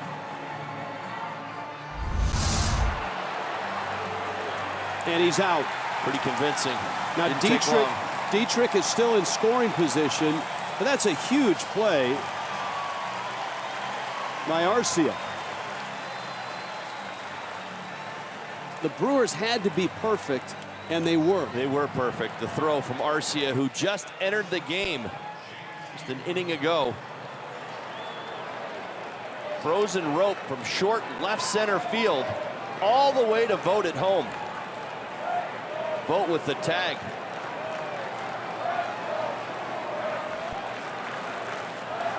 We mentioned 66 strikeouts in 38 2/3 innings. You want to know why Freddie said him right there? JT had a great read, and you've got to know who's on the mound. The best strikeout per 9-inning guy that's out there. You've got to roll the dice. You've got to go for it right there. It forced the Brewers to be 100% perfect, and they were. Riddle now chases a breaking ball, and he backs out of the box, angry at himself.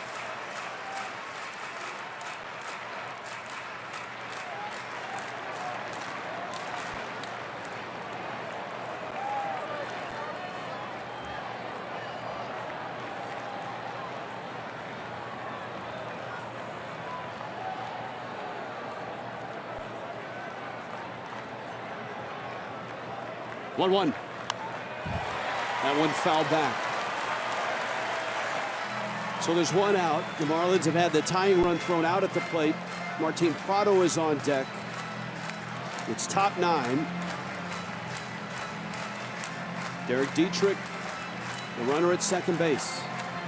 Ramos and Wickren are both hopeful they are needed.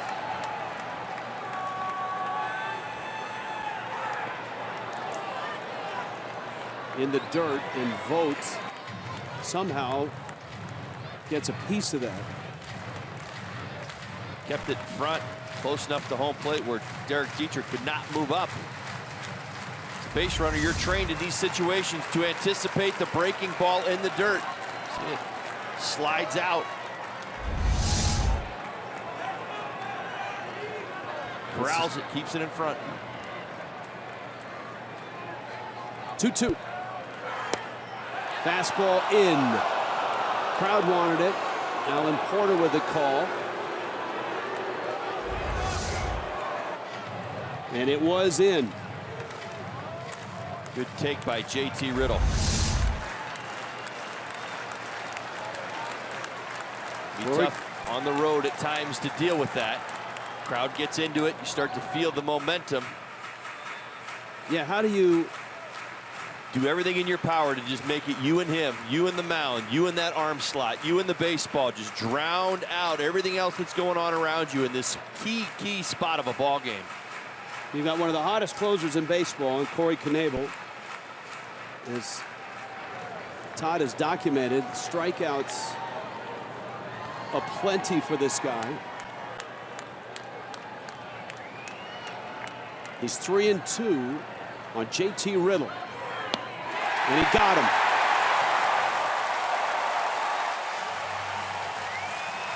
Back to the curveball.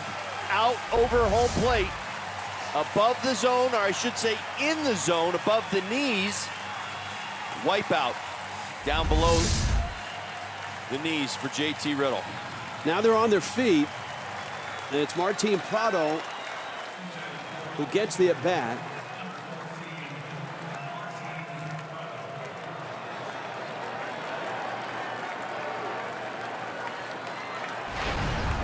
Prado, an off night tonight. He was 2 for 4 last night with an RBI single. Dietrich has a healthy lead at second. Outfield is not very deep.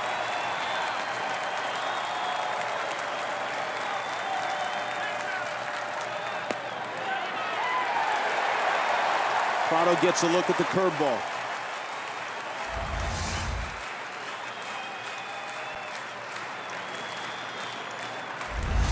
Effective pitch, he can throw it for a strike. Nothing about Martin Prado's at-bat would say he's going to sit on a first-pitch curveball from somebody throwing 97 miles an hour. Ball one.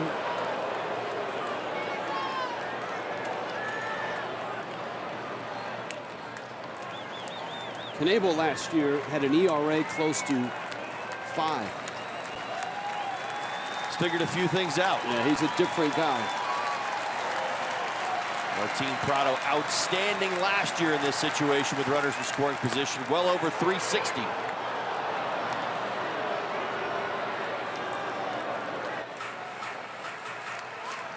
With that strikeout, Knebel now has the major league record of 40 consecutive appearances with a strikeout. Miller Park on their feet. Vogt held it.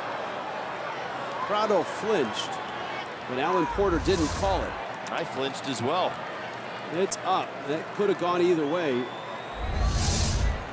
And it's 3-1.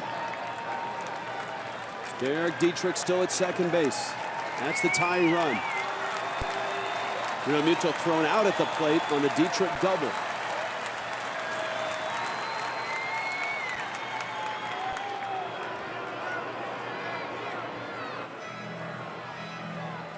D. Gordon is on deck.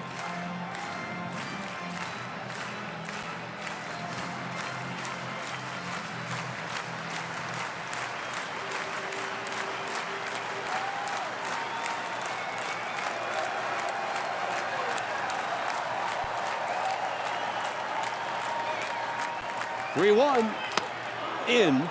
Prado walks. And now it's Gordon. And Knebel will face his 5th hitter of the inning. Fastball way inside. Should Martin Prado. Handful of breaking balls that at bat. Gordon is 0 for 3. He's knocked in a run with a sacrifice bunt.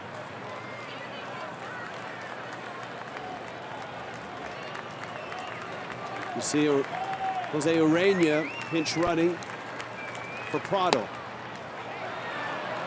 And Knebel misses on his first pitch to Gordon. And the crowd, who's been up on their feet for a while, growing a little restless. They want to see a punch out and the fireworks. Marlins trying to stay alive.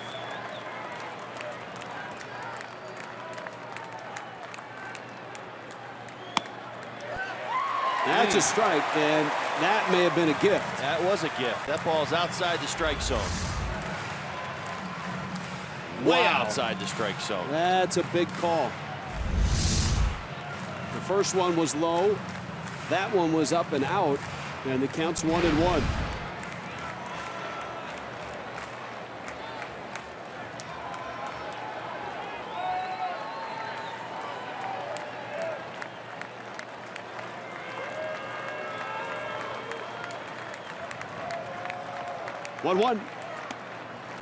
If Gordon lines one into the outfield, it's not a sure thing that Dietrich scores, because the Brewers outfield is very, very shallow, especially in left with Perez and in center with Broxton. And they're shading that way. Shading towards left, as you see Broxton sliding over. He's just off Garcia's left shoulder. Gordon chases. That pitch up, and it's 2-2. He hasn't seen a strike yet.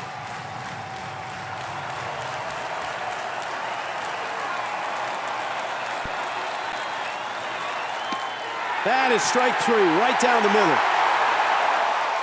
And the Brewers win it. Knebel with some help from his defense. The relay throw by Arcia that nails Real Muto at the plate. And the tall right-hander out of Texas wobbles, but he gets the save. Yeah, the one strike in all the sequence. Effectively gets it at the knees. D. Gordon see nothing but pitches up in the zone.